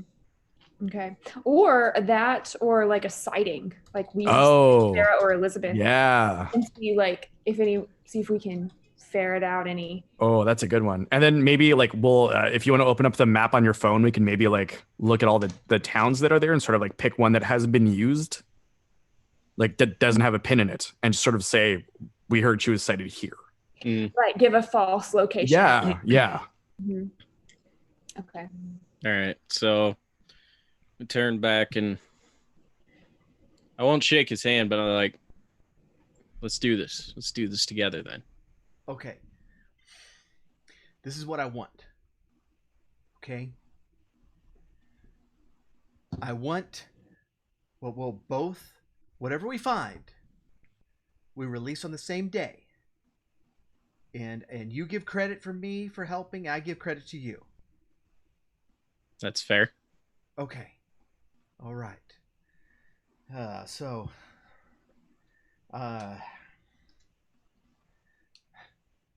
This is what I found out so far. First of all, do you see that person in the doorway? And y'all look kind of at the front door. It's kind of the sliding glass doors, and there's a person that's kind of standing in the shadow out there, and it clearly the form of a woman, but as far as details, you can't really tell all that much. And he says, I tell you what, man, the weirdness is not just in that house. That lady has been following me since I got back. Has she been sending you any Facebook messages? Facebook messages? I never get on that thing. Oh, I see. But I tell you what, if it wasn't for the bump in the popularity, I'd never come back to this town. Even before all this weird stuff started happening. That Lizzie, that lady was a loon. Like an outright loon. Like after she started getting super weird on me, like calling me all hours of the night and stuff, I started deep diving, investigating her. She's been all into this weird, all this occult stuff. She got arrested like a few years ago for dancing naked in the street on the winter solstice to try to communicate with some star god or something like that. Crazy stuff. And one of the reasons I left is because I thought there was a decent chance of finding out more information, but she was just starting to get so weird and wanting me to like start consulting with these psychics and Ouija boards and tarot, and put all that on the show, and just non-stop phone calls. It's also pronounced tarot. I'm sorry, who are you? Paul Smith. I'm one of Myra's researchers. Okay, well, Yeah, he helps me a lot with the show. Well, I'm glad I never put the tarot whatever thing on there. How did you say it? Tarot. Okay, I'll remember that. And he pulls out a little notepad and writes it down, but he just spells it out, so it's like he doesn't put any kind of marks on pronouncing it. Just puts it back in his pocket. It's pretty interesting. Man, I tell you what, it's like I saw the big checks that were coming in, the big numbers from my sponsors the last couple of days. It's like, well, hey, if she's gone, I can string this out. I could string this out some more, but I did not know that I was going to start being followed. And I've been doing my best not to interrupt the actual game with notes from chat. But Desmona asks, Misty Shower, stripper name? So, I did not know I was going to be followed. I did not know that I was going to get like, stuff trying to fall on me in her house. Everything that's happened here has just been weird, man. Wait, you been to the house? Yeah. Yeah, What happened to you there? Well, it was I was just looking around. They wouldn't let me touch anything. But stuff just there was this desk drawer that kept opening, and I was like, I'm not supposed to touch anything, and I'd walk away and it'd close and open again, and I'm like, I'm not touching anything. And then this picture just came flying off the mantle at my head, and it actually cut me pretty bad. And he like pulls back his hair a little bit, and you can see like there's still like a cut there with like the dried blood on it. What was the picture? It was a picture of her and her sister. The deputy there just put it right back. Right. All right, so y'all can continue conversations with him, but okay. So I think we give him some some false leads, send him to the whatever, like Tinseltown, like 3 towns over. Like, No, here I got it, Rob, because I googled this just now. okay. We heard from a reliable source that she was last seen in the unfortunately named town of White Settlement. Oh my god,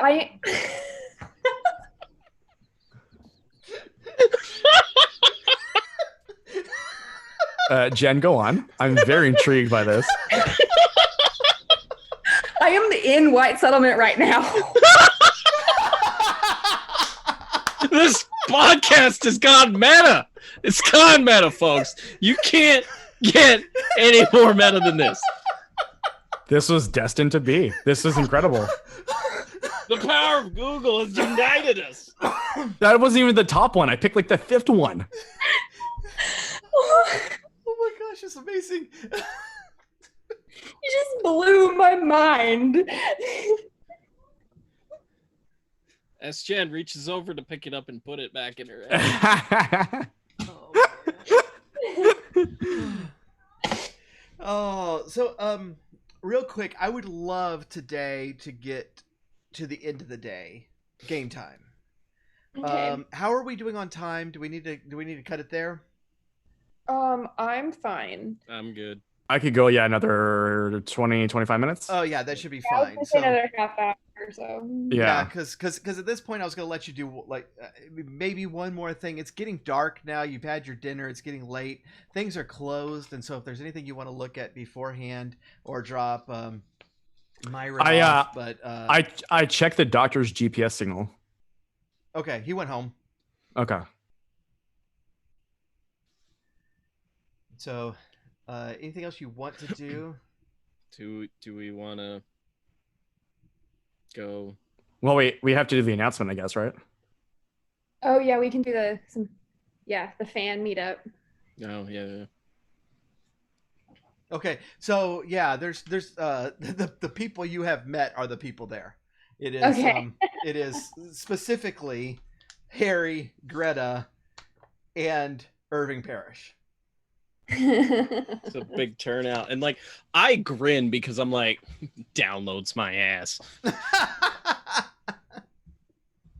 And so Irving immediately says, so Myron, this is all the people you can pull for your party?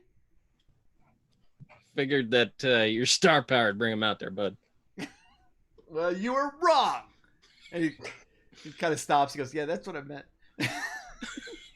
I just pat him on the back. Maybe next time.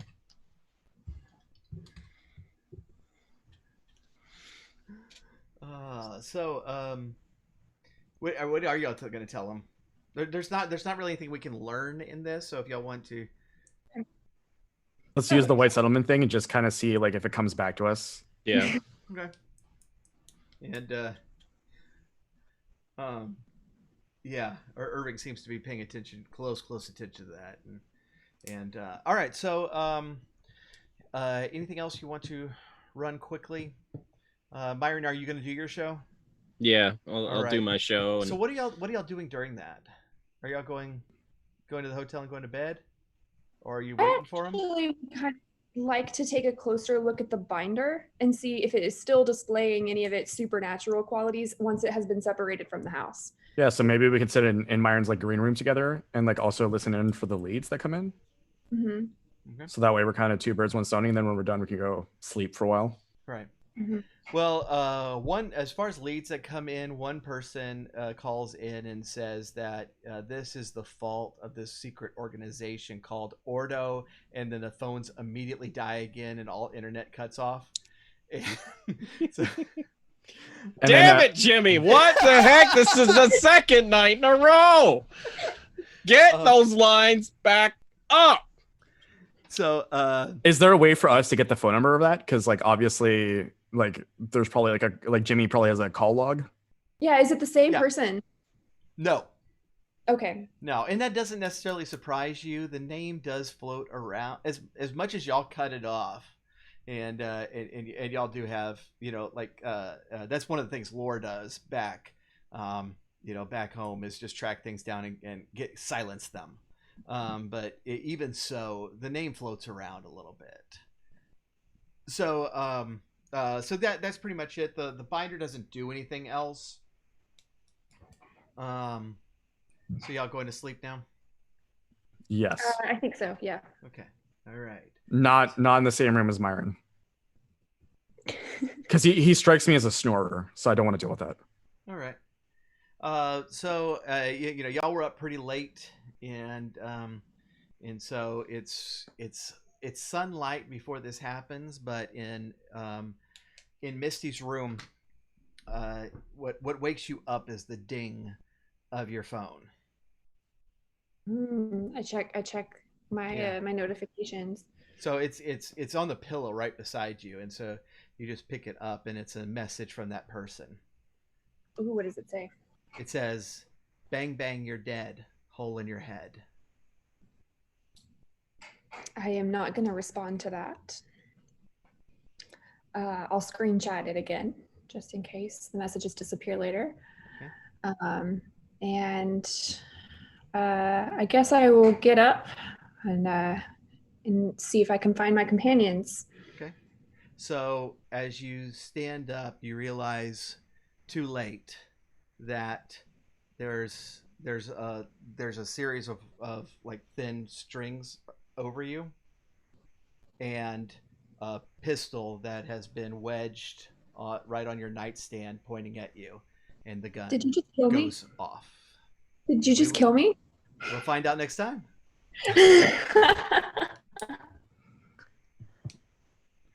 No, right now you have to roll a crit save. Time to find out. You need to do your 3 death saves right now. Yeah. Right now. You'll have a roll. You'll have a roll. Don't worry. All right. And so we'll cut it right there. Suspense is the name of the game. Yeah. So I don't know. Hopefully we'll be able to continue because y'all are probably a bit over halfway through the adventure. Okay. And so we should be able to wrap it up next time. Cool. And so we'll figure out when we can do that, and we'll let everybody know in on all the places, Twitter and Discord and all. Plug our Twitter handle. Yeah. So Order Podcasters @Order Podcasters on Twitter is the show's Twitter page. And y'all want to go around again, let everybody know about your podcast and stuff, and we will we'll say goodnight. Sure, I'll go first this time. So my podcast is In Defense of Liberty. You can find it at Defense Pod on all social media platforms. You can also find us over at Vanished, where I co-host that show, and that is at Vanished Pod, also on all social media platforms. Rob, use that beautiful voice of yours. Oh, yes, my beautiful voice. I am the current co-host of the Coda podcast and the former host of the Our Strange Skies podcast, but I co-host the Coda with my good friend Brian Hastie over there. Brian, take it away. So apart from the Coda, which will drop regularly starting back in September, we talk about all things musical. I also host Double Density. Our tagline is Tech Tales and Paranormal Primers. You can find us over at doubledensity.net as well as on all your favorite podcast platforms. Yeah, and I also GM Tales from the Rusty Speeder, which is a Star Wars actual play podcast. This will be a podcast, and I apologize for not being overly interactive with chat, but we are recording currently, and so anytime I interact with chat, I'm gonna have to edit that out later. And I don't want to work that hard. I edit way too many podcasts, and I'm also a player on Dice and Dreary, and so we appreciate y'all tuning in, and we'll let y'all know when we're gonna be up again. All right.